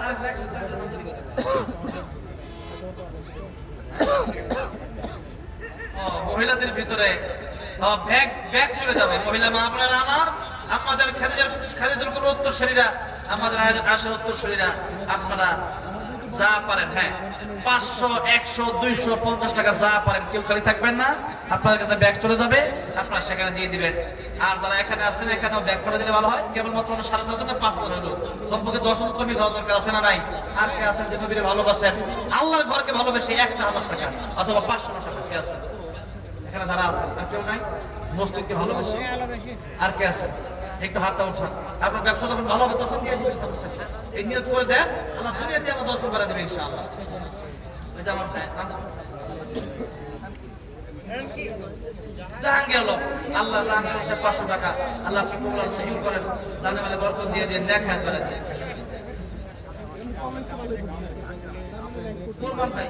কুরমান ভাই দিলেন 500 টাকা নগদ আর 2 ব্যাগের সিমেন্ট, আল্লাহ কবুল মঞ্জুর করুন, বলে বরকত দিও না। লিটন ভাই তিনি দিলেন 1000, তাও 7,000 হয়েছে। আল্লাহ কবুল মঞ্জুর করুন, আল্লাহ জানে মানে বরকত দাও। আল্লাহ কাল কিয়ামতের ময়দানে নবীর সাথে জান্নাতের মালিক বানায় দিও, জোরে কোন আমিন। আল্লাহ যারা কবরে চলে গেল, আল্লাহ কবরগুলো জান্নাতের বাগান বানায় দিও, জোরে কোন আমিন। আর কি আছে? আলহামদুলিল্লাহ, আলামিন আমার নবীর নাম। আরজন হইল আলামিন ভাই, তিনি দিলেন 1000। আল্লাহ আমার নবীর নামে নাম, আল্লাহ দুনিয়াতে শান্তি দিও, পরকালে নবীর হাতে হাউজে কাউসারে পানি পিলাইও, আল্লাহ জান্নাতের মালিক বানায় দিও, জোরে বলেন আমিন। আমিন হয়ে গেল। আর 2 জন লোক আমি কমপক্ষে চাই, 3 1000 কামিলা, 10 হলে পরিপূর্ণ হয়। আর 2 জন লোক আমি চাই 2,000 টাকা মাত্র। আর কি আছে? 1000 অথবা 500 করে চাই, 10,000 টাকা কি আছে? আর কে আছে? আর 2 জন ব্যক্তি মাত্র, হাতটা উঠায় হিম্মত করেন, ইনশাআল্লাহ আল্লাহ দেওয়ার তৌফিক দিয়ে দিবেন। হ্যাঁ, আরেকটা কথা বলেছেন, মদিনার মাটি আরেকটা দিছে, জান্নাত মিলে কি জায়েগে চাহাত রাসূল কি, জান্নাত মিলে যাবে যদি চাও রাসূল। দুটো তো বোঝে না, তা শুনতে মন চায়। क्यों करना मेरे दिल में हो उल्फत रसूल की, उल्फत रसूल की, जन्नत मिले कि जाएगी, जन्नत मिले कि जाएगी चाहत रसूल की, हाँ जन्नत मिले कि जाएगी चाहत रसूल की, चाहत रसूल की चलता हूँ मैं बिकाफिले वालों रुको जरा मिलने दो बस मुझे भी मिलने दो बस मुझे भी इजाजत रसूल की हाँ जन्नत मिले की जाएगी चाहत रसूल की चाहत रसूल की जन्नत मिले की जाएगी जन्नत मिले की जाएगी चाहत रसूल की अल्लाह जन्नत मिले की जाएगी चाहत रसूल की चाहत रसूल की मीनिंग तो বুঝেন নাই যদি জান্নাত চান রাসূলকে চান রাসূলের আদর্শ মানে আমাদের রাজি আছেন না নাই ইনশাআল্লাহ আল্লাহ কবুল করেন আর কোনো কথা হবে না মদত হয়ে যাবে আর দুজন চাইছিলাম ব্যক্তি সুমন ভাই 1000 আল্লাহ কবুল আর মঞ্জুর করো আল্লাহ সুমন ভাই জানামারে বরকত দিও নেক হায়াত বাড়া দিও মনের নেক বাসনা পুরো করে দিও আর একজন ব্যক্তি চাই যে 10 মিল করবে তিলকা আশরাতুল কামিলা আর কে আছেন 1000 টাকা এই ছোট বাচ্চাদের মারহাবা জোরে কোন মারহাবা মোহাম্মদ আনোয়ার ভাই তিনি দিলেন 1000 টাকা আল্লাহ কবুল আর মঞ্জুর করেন আজকে বাপ্পার নামে মুনাজাত না করে চলে যাচ্ছেন আপনি লিখে রাখেন আপনার ছেলে আপনার নামে মুনাজাত না করে চলে ঠিক না ঠিক একটু বাপ্পার নামে মুনাজাতটা করে যান লিল্লাহি তাকবীর চেয়েছিলাম 10,000 অবশেষে আব্দুল সালাম সাহেব একাই দিলেন 5,000 জোরে করে মারহাবা আল্লাহ রাব্বুল আলামিন দান কবুল আর মঞ্জুর করে দাও জানে মানে বরকত দিয়ে দাও কাল কিয়ামতের ময়দানে আমার নবীর হাতে হাউজে কাউসারের পানি পান করে দাও নবীর স্বপ্ন দেখার তৌফিক দিয়ে দাও জোরে কোন আমিন আজান তো ভাই আমার মুরব্বি ভাই আমার এই রাতের বেলা আজান না দিলে রাত বদল কোন আমি আপনার করেন আমি যাই মদিনার মাটি মদিনার মাটি রে সকল সুখ বুঝি তোর কপালে ও মদিনারে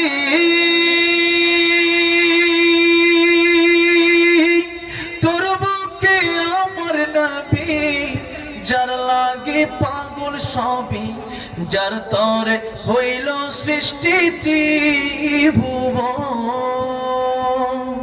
কাঁদি আমি সারাক্ষণে কখন যাব সেখানে সহে না আর পরাণে ও মদিনার মাটি রে সকল সুখ বুঝি তোর কপালে ও মদিনারে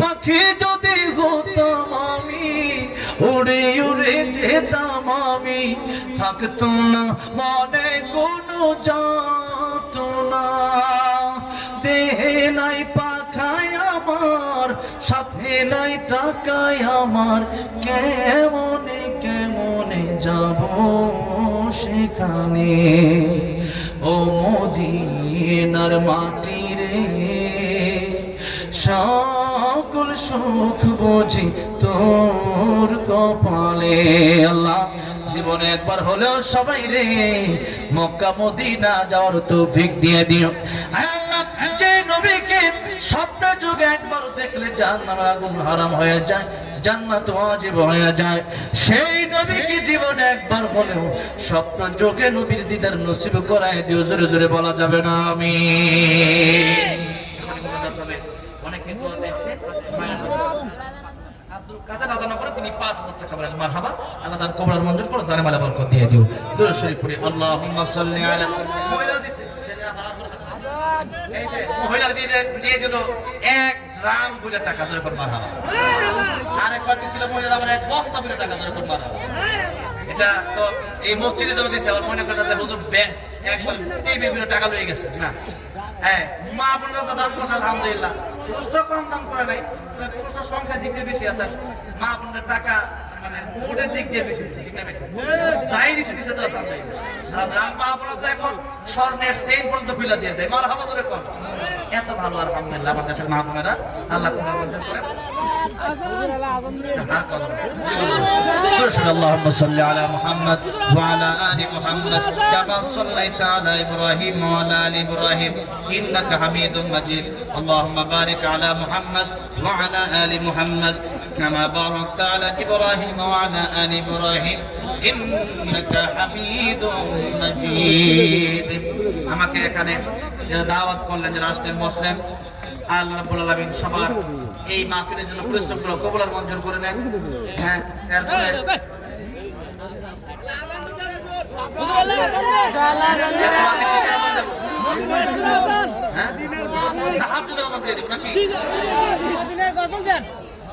হ্যাঁ, তারপরে এত রাতে আসছে এগুলা গাইতে ভাইরা সালাত লাগে 2 ঘন্টা, ওটা ফরমালা থেকে দাও 1.5 ঘন্টা, এটা নিয়ম টু নিয়ম, মানে টাইম টু টাইম। আগামী কাল আবার সেই কাপাসিয়া মাহফিল, ওই দিন কালকে গিয়ে ঠিক আছে, ঠিক আছে। আল্লাহ কি বলবে হুজুর আজান আল্লাহ ربنا ظلمنا أنفسنا وإن لم تغفر لنا وترحمنا لنكونن من الخاسرين رب ارحمهما كما ربياني صغيرا رب ارحمهما كما ربياني صغيرا আল্লাহ রাব্বুল আলামিন সিরাজগঞ্জের হাতে কমরুল আমার আল্লাহ খুব পরিচিত একটা ভালোবাসার মানুষদের জায়গা। আল্লাহ রাব্বুল আলামিন এই মাহফিলটা এসে মনটা ভরে গেল আমার যুবক ভাইদের ভালোবাসা দেখে, মুরব্বী বাবাজিদের ভালোবাসা দেখে।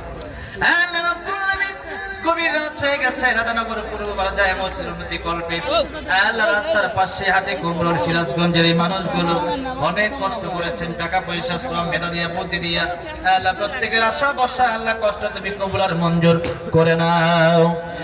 আল্লাহ রাব্বুল আলামিন টাকা দেখো আল্লাহ, মানুষ বাড়িতে গভীর রাত হয়ে গেছে, মানুষ আরামের কম্বল নিয়ে ঘুমায়। আপনাকে দোয়া করতে দিবেন আমারে? কেন কথা বলতেছে? দোয়ার ভিতরে এত কথা বলতেছে, আল্লাহর দিকে মুতাওয়াজ্জিহ। আল্লাহ রাব্বুল আলামিন রাতের আরামের ঘুম হারাম করে দিয়ে এই কোরআনের মাহফিলে যারা আসলো বসলো কষ্ট করলো, আল্লাহ আমি তাকায় দেখতেছি এটা বসার জায়গা না, এখানে কোরআনের মাহফিল ছাড়া এরকম জায়গায় মানুষগুলো বসে না।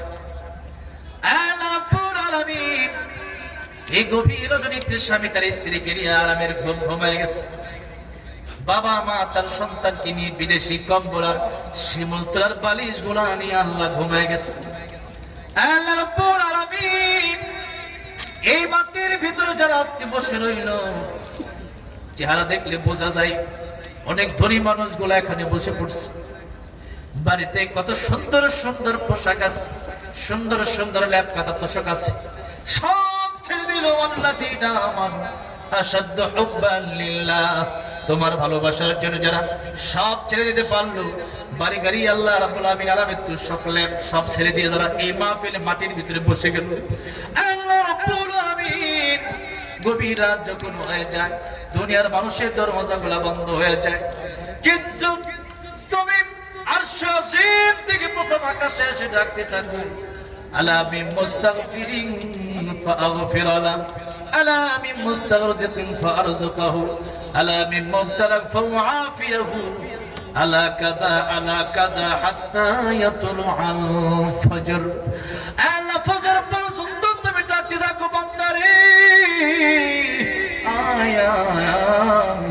দুনিয়ার মানুষগুলো তোরে কিচ্ছু দিতে পারবে না, দুনিয়ার মানুষের কাছে একবার চাইলে দেয়, দুইবার চাইলে দেয়, তিনবার চাইলে ধমক দিয়া দূর করে দেয়। আর আমার তোর আল্লাহ ডাকতে থাকে বান্দারে আয়, আমি আল্লাহর কাছে চাইবি তো পাইবি, আমি আল্লাহ তোর দেওয়ার জন্য তোরে ডাকতেছি বান্দা, কার গুনাহ মাফের দরকার আয়, আমি আল্লাহ তোর জিন্দেগীর গুনাহগুলি মাফ করে দেব। আল্লাহ রাব্বুল আলামিন আমরা গুনাহগার, তুমি গফফার, আল্লাহ আমরা নাফরমান, তোমার নাম রহমান। আল্লাহ রাব্বুল আলামিন তোমার রহমান রহিম গফফার নামকে উসিলা বানায়া আমাদের জিন্দেগির গুনাহগুলি তুমি maaf করে দাও আল্লাহ। জানি না এখানে যারা হাত করে বাড়াই দিল, জানি না কার জনম দুঃখিনী মা অন্ধকার কবর দেশের শহীদ আল্লাহ রাব্বুল আলামিন, জানি না কার দরদে বাবা অন্ধকার কবর দেশের শহীদ আল্লাহ রাব্বুল আলামিন। মা যাদের নাই তারা বুঝে মা কি সম্পদ, বাপ যাদের নাই তারা বুঝে বাপ কি সম্পদ আল্লাহ রাব্বুল আলামিন। আমেরিকার খবর টেলিফোনে নেওয়া যায়, লন্ডনের খবর টেলিফোনে নেওয়া যায়, কিন্তু অন্ধকার কবর বাড়ির পাশে, এই বাড়ির পাশে অন্ধকার কবরের কোন খবর নেওয়া যায় না। জানি না জনম দুঃখিনী মা আর বাবা অন্ধকার কবর দেশে আল্লাহ কেমন আছে। আল্লাহ রাব্বুল আলামিন দয়া করে মেহেরবানি করে প্রত্যেকের বাবার কবরগুলা তুমি জান্নাতের বাগান বানায়া দাও আল্লাহ রাব্বুল আলামিন।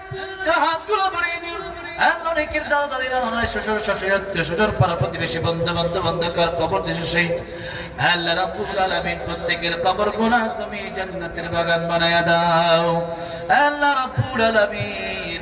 এই সিরাজগঞ্জে তোমার খাস রহমত বরকত নাযিল করে দাও আল্লাহ রাব্বুল আলামিন। এই মাহফিল যারা কষ্ট করে করলো, টাকা পয়সা শ্রম দিল, মেজাজে বুঝলো, আসলো, বসলো, আল্লাহ রাব্বুল আলামিন এই মাহফিলকে কাল কিয়ামতের ময়দানে আমাদের নাজাতের উসিলা বানিয়ে দিও আল্লাহ।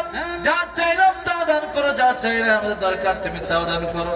যারা শহীদ হয়ে গেল বৈষম্য আন্দোলনের প্রত্যেকের কবরগুলো তুমি জান্নাতের বাগান বানায় দাও আল্লাহ রাব্বুল আলামিন। আল্লামা সাইদির কবর তুমি নূরান্বিত করে দাও আল্লাহ রাব্বুল আলামিন। অনেকে অসুস্থ হয়েছে আল্লাহ, দোয়া চেয়েছে প্রত্যেকে শিফায়ে কামেলা জেলা দান করো আল্লাহ। আমি অসুস্থ, তুমি শিফায়ে কামেলা জেলা দান করো আল্লাহ রাব্বুল আলামিন। যা চাইলাম তাও দান করো, যা চাই না আমাদের দরকার তুমি তাও দান করো আল্লাহ। আখিরি ফরিয়াদ আল্লাহ, জানি না কার পেছনে মালাকুল মউত আজকে দাঁড়ায় গেছে আল্লাহ রাব্বুল আলামিন। জানি না কার জন্য জঙ্গলার বাস তৈরি হয়ে রয়েছে আল্লাহ, জানি না কার জন্য মসজিদের খাট অপেক্ষা করতেছে আয় আল্লাহ রাব্বুল আলামিন। কত আরাম করে কত সুন্দর জীবন গোছানোর পরিকল্পনা নিয়ে আমরা হায় আল্লাহ, ইতিমধ্যে জানি না কার জন্য বাজারে কাফনের কাপড় চলে আসছে আল্লাহ রাব্বুল আলামিন। মৃত্যুর প্রস্তুতি নিতে পারি নাই, খাঁটি মুসলমান হতে পারি নাই, খাঁটি ইমানদার হতে পারি নাই। মৃত্যুর আগে খাঁটি ইমানদার বানাইয়া দাও, খাঁটি মুসলমান বানাইয়া দাও। অন্ধকার কবর আযাব সইতে পারবো না, জাহান্নামের আগুন সইতে পারবো না আয় আল্লাহ রাব্বুল আলামিন। তোমার বন্ধু বানায়া কবর নিয়ে যাও আল্লাহ রাব্বুল আলামিন। এই পৃথিবীর চন্দ্র সূর্য আলো বাতাস ত্যাগ করে, মা বাবা ত্যাগ করে, দুনিয়ার বন্ধু বান্ধব ত্যাগ করে, দুনিয়ার সব মায়া মহব্বত ত্যাগ করে যেদিন অন্ধকার কবর দেশে চলে যাও, শ্বাস নিঃশ্বাস ত্যাগ করবো, মালাকুল মউত যেদিন চলে আসবে আয় আল্লাহ রাব্বুল আলামিন। প্রত্যেকের জবানে জারি করে দিও লা ইলাহা ইল্লাল্লাহ মুহাম্মাদুর রাসূলুল্লাহ সাল্লাল্লাহু আলাইহি ওয়াসাল্লাম। আসসালামু আলাইকুম ওয়া রাহমাতুল্লাহি ওয়া বারাকাতুহু।